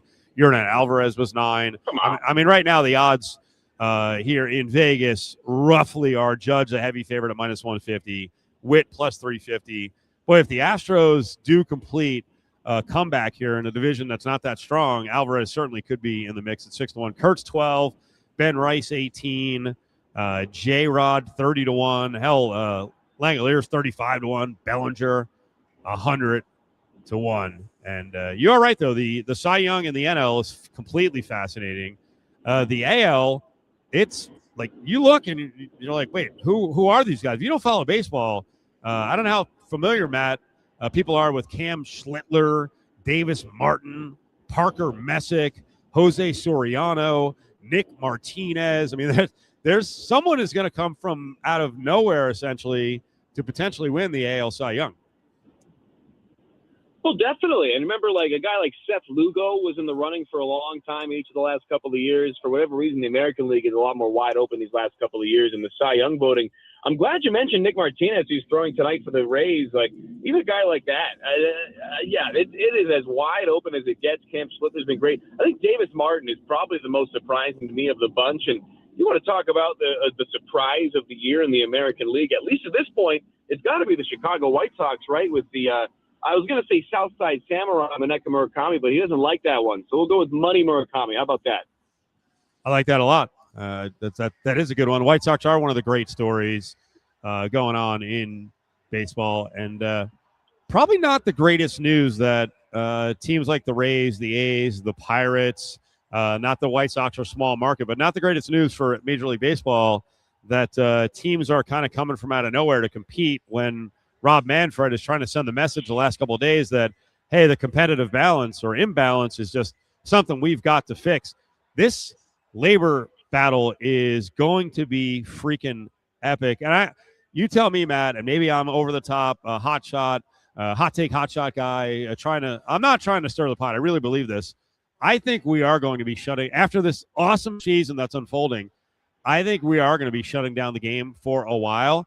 And I'm not sure who comes out the other end, the benefit. I know it's not the fans, and I don't know if the game is going to benefit, but I think that's how far apart these two sides are. Yeah, and I've been telling you this for a year plus. This has been coming down the barrel for quite a long time, and I think other people are starting to see the tea leaves. The somewhat casual fans even are realizing, like, in America, this labor dispute is not going to go as easily as they have in the past, and it shows how far apart these two sides really are. Now, it's interesting as a Pirates guy because anyone in Pittsburgh has been beckoning for Bob Nutting to spend more money for years and years and years. So the Pirates are one of maybe a few fan bases that see this news and they're like, hell yeah, let's go. He's got to spend $70 more million next year. So there's certain fan bases that may be like excited about a floor. Really, the owners want a cap to limit spending at the top. And the players and a lot of other folks around the game, especially the fans, want a floor to force some spending at the bottom. So they really want to kind of crunch things in overall. The owners want to spend less. Players and the general public want them to spend more. That's one of just a number of issues that's going to be argued over this couple of months. And, you know, if not the next year, this CBA is going to be a bloodbath, like I've been saying for a long, long time now, if you've known me. And, yeah, I would say we're going to lose regular season games. It's a matter of how many and if it's a lockout or a strike. Oh, boy. And the proposals that were discussed this week show how far apart they are because both sides, I think, were playing games. I thought the baseball game, the MLB side was pretty funny. They want the cap to be a hard cap and stay right now where the number is at $240 million. That doesn't mean a whole lot to the casual fan. This one will. They want to have a salary floor of $171, which, hey, that's a great idea. The amazing thing is the 171, there are currently 15 teams in baseball that don't even spend 171. Like, if MLB is really dedicated to that floor, that's awesome. I think the ceiling is going to have to be higher, but I wonder what the real hawks around baseball are thinking if they're all on board and they know this is a Manfred game. But if they looked up and they're like 171, like we spent 40, what are you talking about? Yeah, the Miami Marlins are crapping their pants right now. But, I mean, you look at it right now. I mean, when all said and done, I think there will be a floor. I think there will be some semblance of a cap or some tax for a team that goes over. I think the floor is going to be lower than what is suggested right now, and I think the cap is going to be a little bit higher. I think it's going to have to be as far as some concessions made by both sides. And like you kind of alluded to earlier, the timing for this couldn't be worse. It is really tough as somebody who not only makes their living most of the year in baseball, but someone who is a genuine baseball fan. I love baseball, and I don't want to lose it. And the rest of the country's coming around. The numbers are great. The timing of this could not be any worse. And I would expect one way or another with the new CBA, it's either going to be like really short, like 2 or 3 years, or it's going to be like 10 years. And they're like, we're going to revisit this later. The other funny part of this is they're also trying to build momentum and demand for expansion markets while they're telling us the game is broken and beyond repair. But we'll hit on that another time. We have a couple of very controversial issues to get to with Matt and Everett. Matt, Bryce Harper, for some people, is a lunatic. The other day, he was caught on video brushing his teeth. He does not put the toothpaste on the brush directly. He takes the tube, squirts it into his mouth. I tried this the other day. Willie questioned me because I didn't do it the right way. Today, Willie, I did it the right way. I actually took the tube and just squirted toothpaste in my mouth. It was a weird feeling. I don't know how Bryce Harper kind of manages the mouthful region on this. Does this seem to make any sense to you? Yeah, does this seem to make any sense to you? Just taking the toothpaste and haphazardly firing it into your grill? No, I mean, it'd be different if it didn't give you directions on how to do it right on the tube. It does. Is that right? Got one of those. I mean, it depends on your toothpaste. Maybe we're getting different kinds, but sure. It's like Bradley Cooper is another one that's like this, like the celebrities, so to speak, that are like, yeah, I like this. I don't use deodorant because there's aluminum in there, and it's been shown to do A, B, and C. And I'm like, I've never stuck to any magnets wearing deodorant. I've worn it every day of my life. And Bryce Harper gets a pass. He's Vegas. He's an MVP. He is one of the most underrated players in baseball nowadays, I would still say, with his power threat from the left side. Toothbrush, though, I'm going to stick with how I do it. I wouldn't say I'm a great toothbrusher. I don't know if you can be great at it, but I would say he's bad if that's how he does it. He's bad. Matt, another story that came out that just came up on the air. Colin Cowherd shared this wild story with some young guys, very impressionable guys, and I'm questioning why he was being so impressionable for these guys. Have you ever been worried about walking down a long walkway in an Italian restaurant because there may have been 3 or 4 guys in double-breasted Italian suits because you might get whacked? For me personally, no, but I like to fly pretty straight to the rule book, and you know my last name doesn't end in a vowel, so I don't. Neither does Collins, but apparently, Colin might have been worried, thinking that they thought he was a reporter, even though he was a young guy who had called 1 inning of a Las Vegas Stars game at Cashman Field, and he happened to be in an Italian restaurant where back in the day it was known as a hangout for organized crime members. And so he thought when he went in there that they were then there maybe surveilling. He was under surveillance by them. So he's worried about going to the bathroom. Interesting. Well, maybe that means that I'm dumber than he is, because I don't think I can say that I've had that experience, but maybe that's just ignorance is bliss, right? Last controversial story. This one comes out of New York. Toothpaste, the mob. What's this one? This one has to do with chili. In New York, I love this concept. I guess at New Shea, they are trying to make a connection between the opponent and some of their famous fare and have that food of sorts at a concession stand. The Mets were offering a Skyline chili egg roll, chili, spaghetti, cheddar cheese inside an egg roll. The New York broadcasters mocked on it. I thought it looked awesome, but you also know I'm very much a Skyline chili fan. I think an egg roll, you can pretty much do whatever you want with an egg roll. Yeah, an egg roll is just another way to wrap things up like a quesadilla and deep fry it, right? I mean, why not? And so my stepdad is from Cincinnati, huge Bengals family. Him and my mom are actually about to move back to Cincinnati later in the year, so I'm going to be the son of a Cincinnatian, I guess, by default coming up. I am a Skyline guy as well. One of the things that I like about it, though, is that you can put it on different things, and one of the things that my stepdad John got me on was putting it as a topping on top of spaghetti with a bunch of cheese, it's amazing, some oyster crackers. So it's a versatile topping. You can eat it on its own like soup. I kind of like like that cinnamon and chocolatey kind of taste to it. It just sounds so weird, looks so weird, but I'm a fan, and it's actually really good on top of spaghetti and hot dog. Okay, three things. One is the cinnamon chocolate thing I used to question, but when my father made it one time, from my understanding, there are some chili connoisseurs who will use very like a cacao, like cocoa or a dark chocolate for flavor, and they will add cinnamon. Number one. Number two, it's okay because there is a tomato base with meat, so it's somewhat of you could consider it a meat sauce with kidney beans on top of the spaghetti. But number three, can you call it Skyline chili if it's in New York? Are you allowed to do that? I mean, if it's branded as such, you can call it whatever you want, right? That's what makes the world go around nowadays, right? They're paying homage to Cincinnati by bringing in their chili. And by the way, it's not the only chili in the state of Ohio and Michigan and Indiana. I mean, Gold Star's a good brand as well. Matt, just promise me this, because I don't think you took me up on the offer. I treated everyone to Skyline when we were on the road with UNLV to go take on Ohio. They are going to be in Akron, and I've already looked up. There's multiple chili places there. So the last time, I think you only got a shake. You're doing the chili this time, and I don't care if it's midnight. And that's it. I'm in.